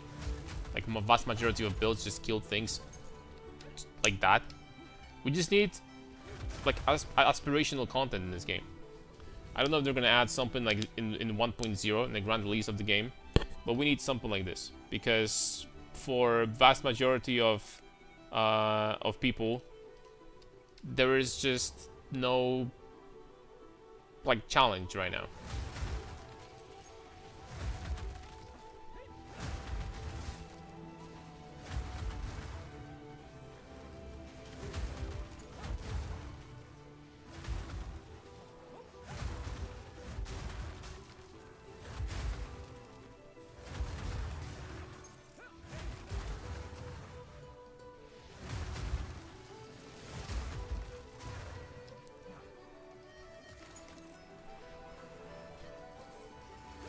Let's think of rolling warrior, slamming stuff. So shield wall is the build on warrior right now. You can build warrior in many ways. A shield wall is just like a very classic way to build warrior because you do a lot of damage and you are tanky. And you have good clear with these lineage supports. They're not expensive either. Shields, you get tons of extra armor for even more tankiness. And for example, I don't know, stuff like armor applies to elemental on shield on top of that. Or like PDR, so even the physical damage doesn't do anything to you at this point, even big slams, which we don't really have in the game anymore. So, yep. Alright, boys, that is going to be it for today. Sorry for the shorter stream, but I had stuff to do earlier, record the video, test what we were doing. We are going to come back tomorrow. Off stream, I'm probably going to try to make a little bit of currency and start leveling a new character, which is going to be, who knows, we'll see. And we're gonna be back tomorrow and continuing our mana stacking adventures, hopefully with very good results later. So if we can actually get to these levels of damage while being immortal, then yeah, I mean, I'm actually really excited to push this character really far and see what it's going to be like capable of. It's like, I really like these characters that you stack one stat and you gain like multiple stats because of it, like damage, tankiness, like flat percent, like all of that stuff. So alright, take care guys, good night, thank you for watching, thank you for support, and God bless my friend. Bye bye.